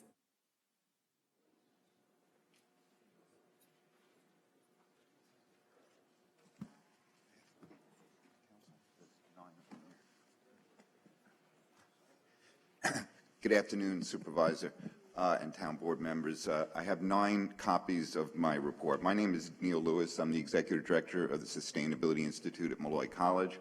I have a white paper that my colleague and I authored at the end of last year after going through a series of meetings that we call the Long Island Clean Energy Leadership Task Force meetings that I facilitate over at our office at the 110 facility that Molloy College has, where the Sustainability Institute is located at Republic Airport. My goal is to get to every town board with this paper. The paper essentially is recommending that town building codes be amended to require a solar mandate for new building construction. I don't want any favoritism. No one hit the button. I try. That's okay. Thank you for your honesty. I planned everything to 20 minutes. So the premise of the paper is that as a home rule state, New York State does allow towns to adopt what are called codes. So for most things like fire and plumbing, you can't do this. The New York State Buildings Code sets the rules. However, they're highly bureaucratic and I would argue also conflicted and have not done a good job on energy codes. Fortunately, however, their power is not absolute in that area. Towns can take the building code that's in the town code that the state adopts and build upon that or stretch it, as long as you don't go below it. So the state code serves as a floor. What we've done is recommended exactly this, and the code that's in the town today that requires HERS rating is largely a product of our earlier work going back to 2006 and 2008, where we also put out papers and had meetings to discuss it. So we do consider codes to be one of the areas we've developed some expertise. What we looked at was a series of model codes or potential model codes from other cities. And we looked at the question of reasonableness. Would it be reasonable to say that all new buildings should have some solar on them? We looked at the question of SECRA. The State Environmental Quality Review Act has now new provisions under their regs, which says that when you are looking at projects, you should take into account the impact the project will have in terms of climate impact. So that's, if it's going to be using energy, which all buildings are going to use energy, then it's reasonable to ask, can we mitigate that or reduce its impact in terms of the amount of energy it uses, and clearly solar would achieve that mitigation. We could ask, is it reasonable from a financial point of view? Any new building that puts solar on the roof is going to find that that solar will be a revenue generator for them. Our analysis shows that it's approximately 2.5% by our estimate of an increased cost at the time of construction. So we do acknowledge that there would be some need to address that. There is a new mechanism for financing these types of projects that just went into effect in Suffolk County. It's called Commercial PACE. We just held a hearing in Nassau County, and we're hoping that that'll be available very shortly in Nassau also. So after we looked at the reasonableness from a planning point of view and a fiscal point of view, the question then becomes, shouldn't you just encourage it, incentivize, rather than mandate? And we definitely agree with the premise that mandates should not always be the first action. But clearly with building codes, we have requirements for energy efficiency. The question is essentially one of how that code improves over time. And we believe it's time now to say that all new buildings should have solar. Our formula in here is 2 watts per 1 foot of the building footprint. And by that, I end on to make the point that we think it would be easily enforced at the town level. So that's my thoughts. And I'm available to follow up with any members of town boards or such that might be interested in meetings or such on this item. Mr. Lewis, thank you for your presentation. You certainly raise an interesting concept. I'd be happy to discuss it with you, with the members of the board, our legal department, and our building commissioner further. Thank you so much. Thank you. Rich Shuren?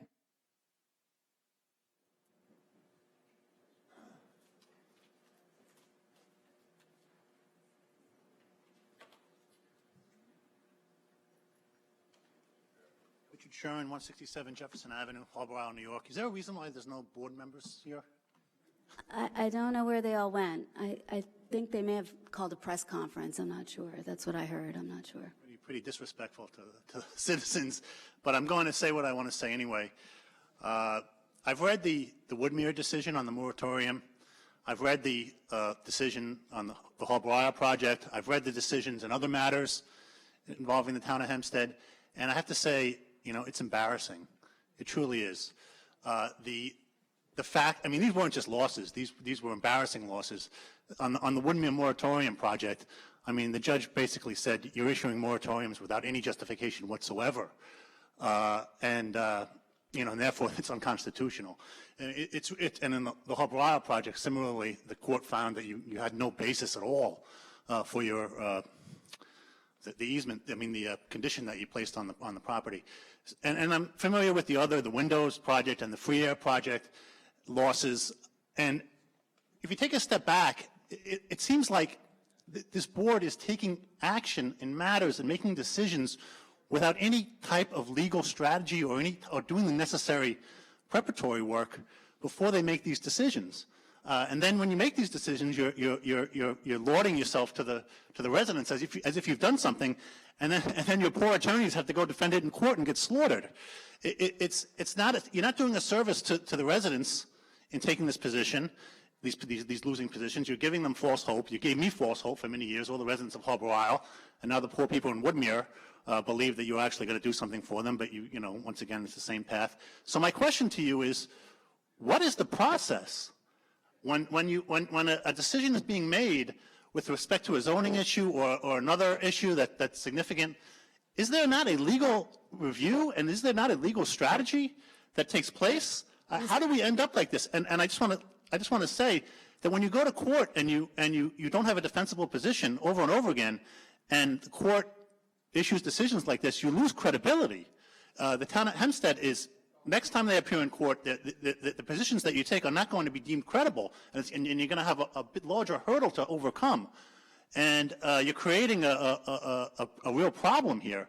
So I would encourage you to create a new process or something that when you make decisions particularly on zoning issues, property issues, that you have a legal basis for them, and that they're well reasoned to avoid this kind of problem, because the residents, we're the ones that suffer for it. We're the ones in Harbor Isle that are going to have a huge complex. The people in Woodmere are going to have this development done, and that's all I have to say. Mr. Sherman, first of all, the Harbor Isle preceded me, so I can't really speak to that. With respect to Woodmere, I think there was a gray area where we did believe that we had a colorable argument. But with respect to the... Let me just say something on that. The court noted that the last 3 moratoriums that you issued were without any justification at all, and your attorneys were asked at oral argument what was the justification for them, and they admitted that they had none. So, I don't know, just saying. And just to your broad, Mr. Sherman, I did put forward a resolution that would require our town attorney's office to sign off that any legislation that came before the board was actually legal, and it was voted down by the board. It really is concerning. I mean, Mr. Ra. I voted in favor of it. Office, or get outside counsel, or get somebody to give you some sound legal advice on these things before you adopt them, please. Thank you. Mr. Sherman. Rami Martin.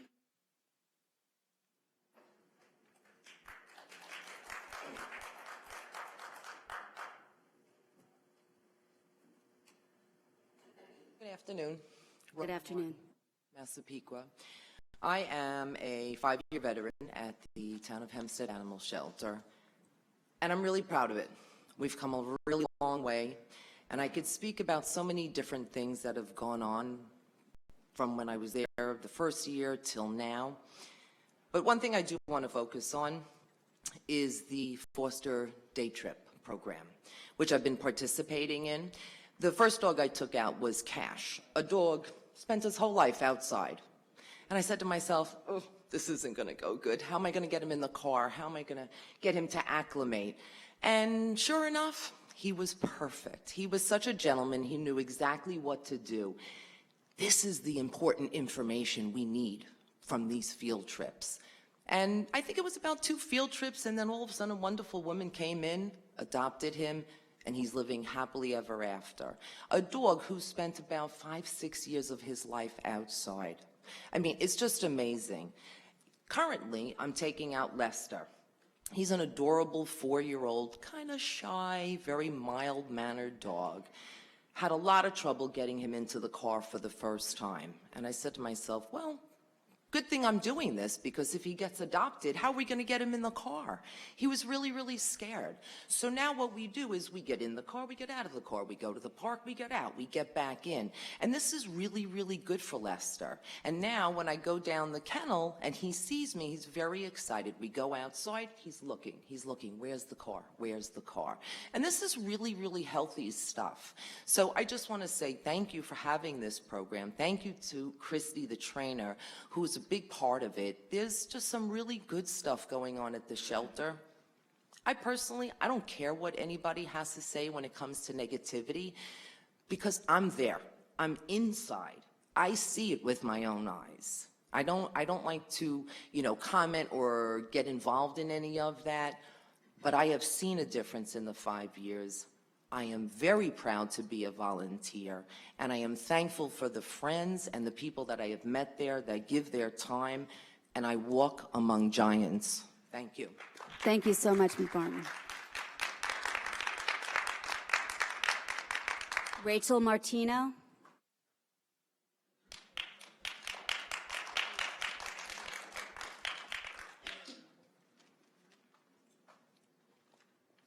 Hello again. Rachel Martino, Kings Park.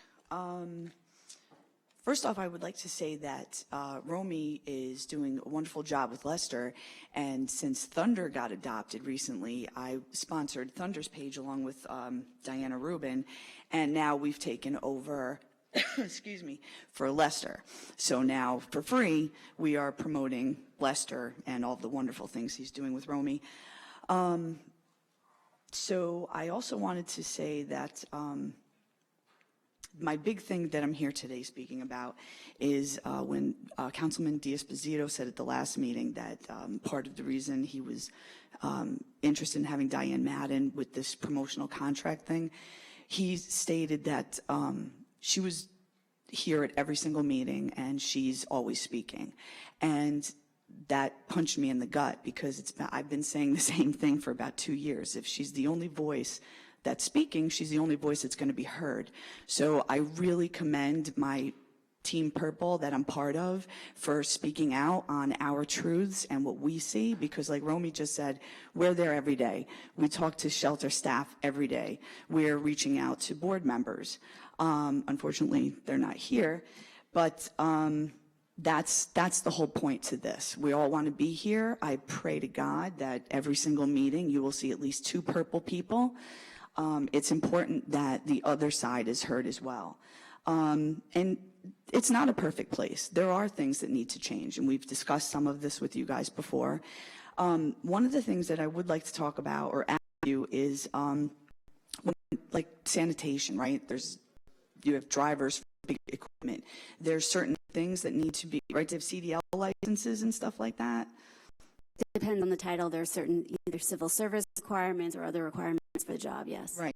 So are there any requirements for new staff at the shelter? Like if people are brought on, like I'm seeing new staff lately, and I'm just curious, is there any, mentoring being done, any protocol with them? Are they familiar with animals? Deputy Commissioner, are you here?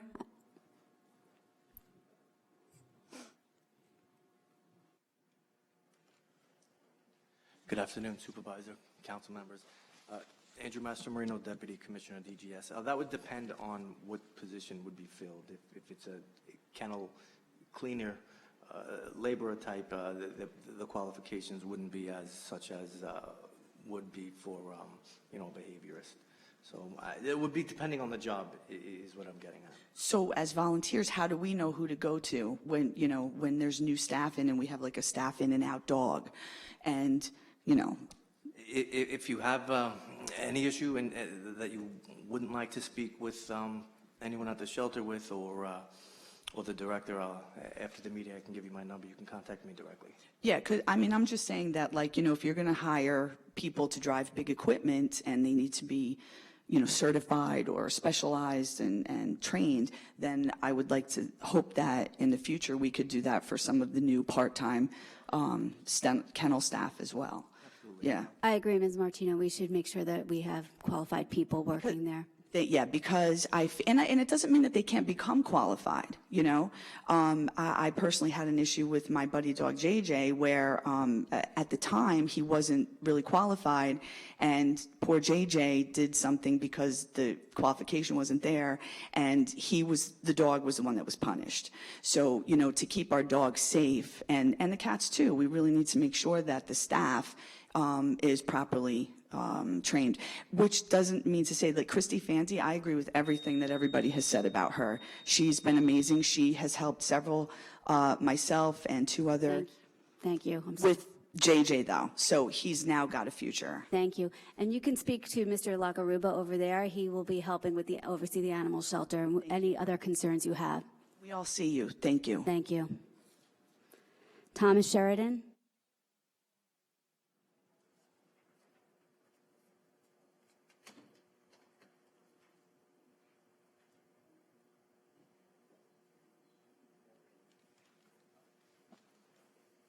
Good afternoon. Good afternoon. Sheridan.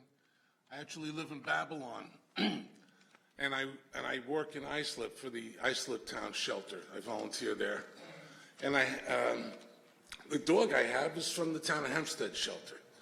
And a couple of years ago, I met Romy in the park, and we were discussing shelter stuff, and I had only heard stuff in Newsday and everything about TOH and what a horror show was.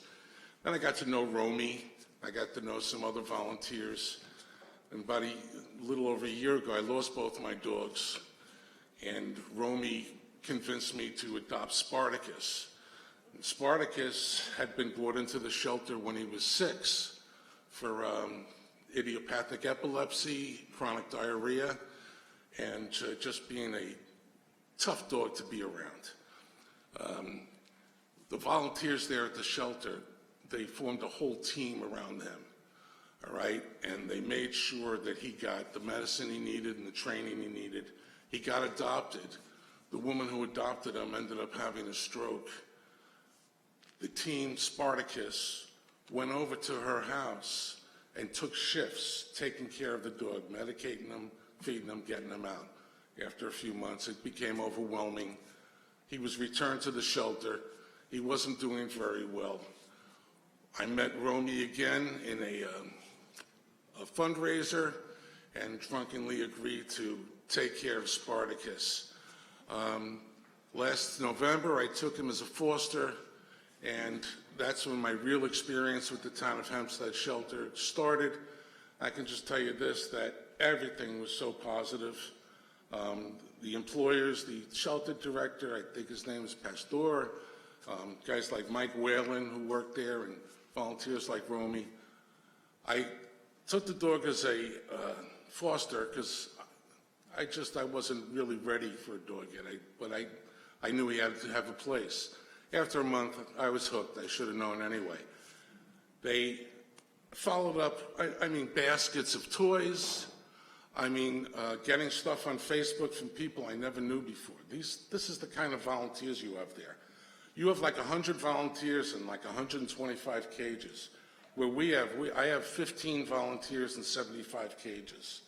The program, I'm sure there's a lot of stuff that's, obviously hasn't gone well, but as far as the program and what they're doing with the dogs and the ratio of people and all that, you guys got something good there.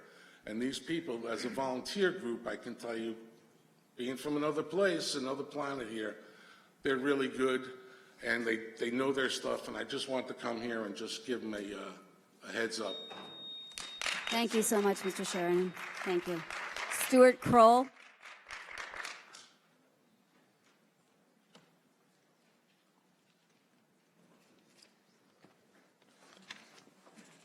Yes, Stu Kroll, Great Neck. My commendations, Mr. Ambrosino, for being here. You must be lonely. You're not? All right, that's fair enough. I'm going to address some comments to people that aren't here. Maybe the building department can help. Bruce Lippman said at the last meeting, looking at special availability sites. That's for love. So I'd like to know what the status is. They serve a very important role in the community, so anything we could do to help them would be appreciated. We did speak about that we are working on trying to help Dave from Pets and Love, aren't we? Hello? Yes? Thank you, yes. Okay. I'll just say to Councilwoman Gooseby, my sympathies, she's not here, and to Erin, I think it was very courageous to come forward, and I'm sure she'll have a positive outcome. Regarding the contract of Christy Fonte, it's expiring shortly. I urge the board to not renew it. As far as I'm concerned, she's totally unqualified. She didn't meet different requirements, and there were some allegations that her resume was not totally correct. So hopefully that'll be taken into account. Let's see.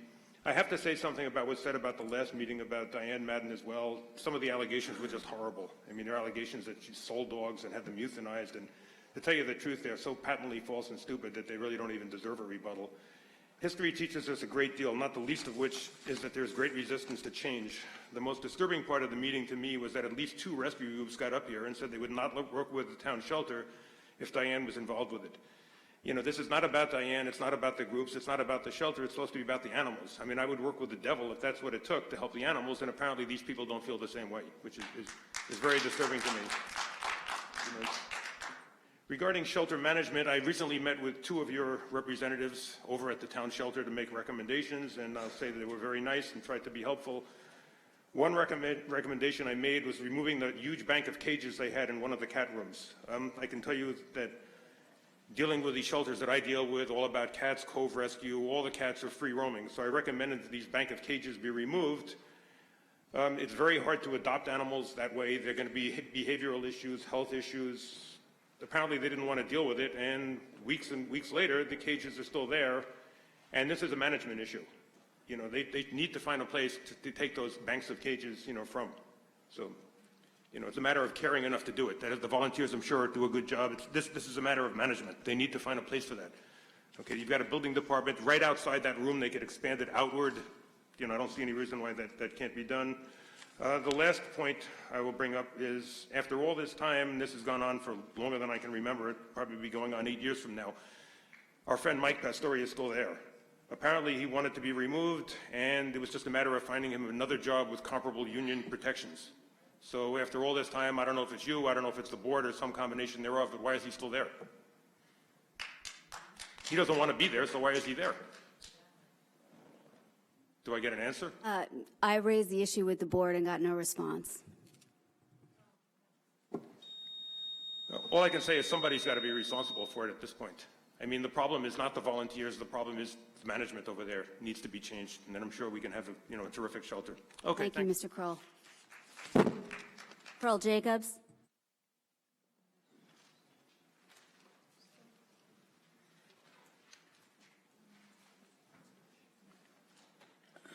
Pearl Jacobs, President of Nostrand Garden Civic Association, Uniondale, speaking on behalf of the Civic Association.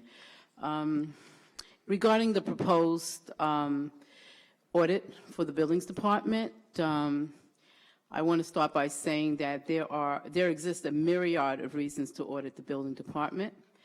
My reasons are as follows. Number one, why not transparency? Let's unearth the dysfunctionality and alleged deception that resonates among conversations about the Building Department. Number two, the lack of building code enforcement in Uniondale has directly contributed to Uniondale's decline in its quality of life. Number three, currently there exists zero accountability, no proactivity, and severe understaffing in the Department of Buildings.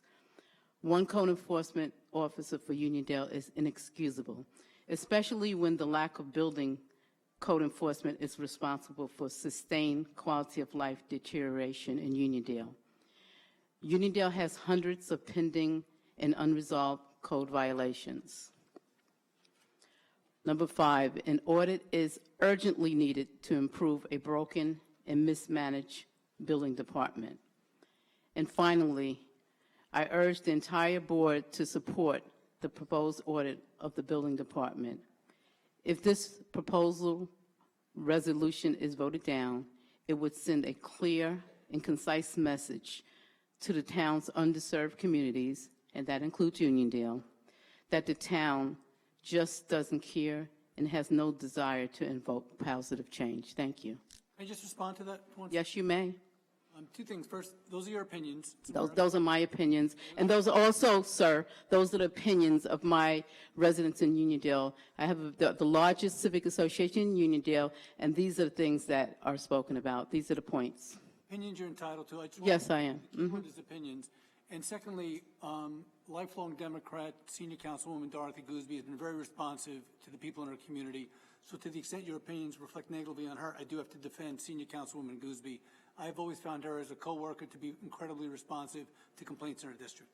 That's my piece. Okay, and my statement to that is your opinion, and the facts are, if she was so responsive to our issues, why are there hundreds and hundreds of pending, unresolved code violations still pending in Uniondale?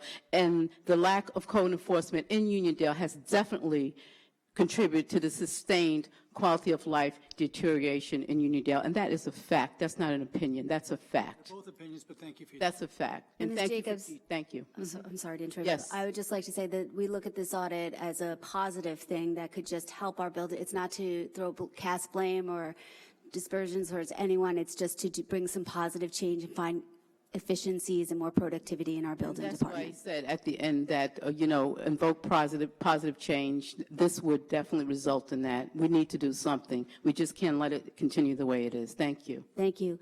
Felix?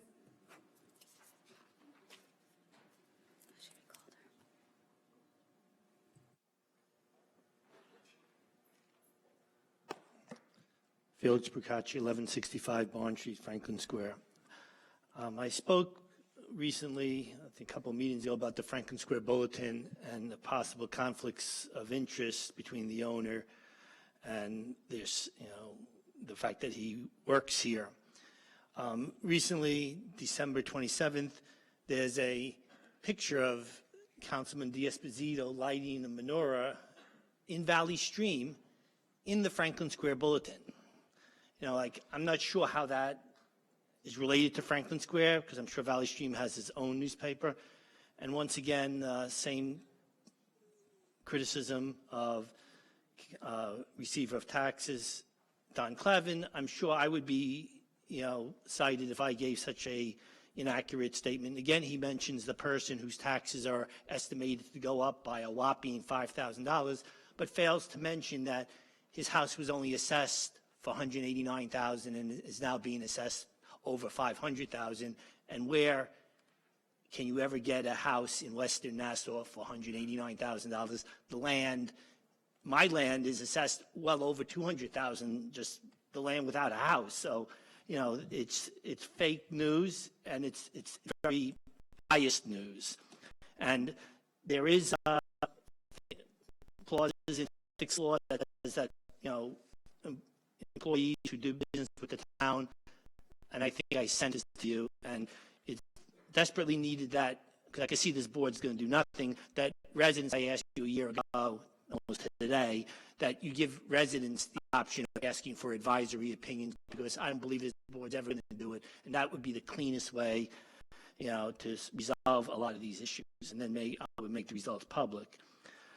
On the, this board chose not to respect the opinion of the court regarding the free air legislation. It was only an injunction, a preliminary injunction, blah, blah, blah.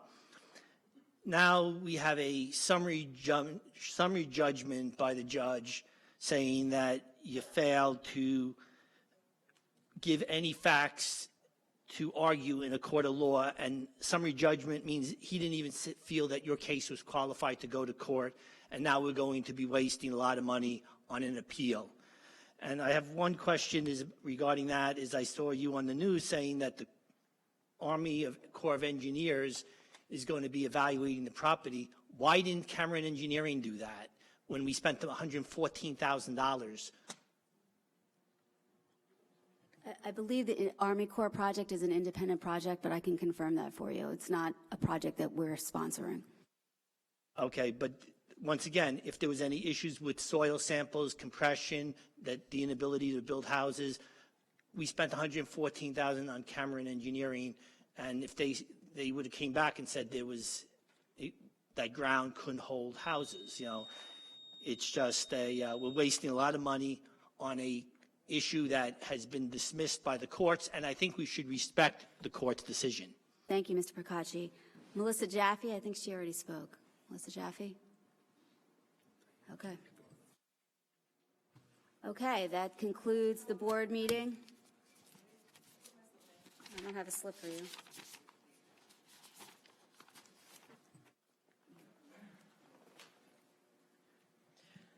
On the heels of what you just said, Councilman D'Esposito was at a disadvantage because words were distorted that he said at a prior meeting.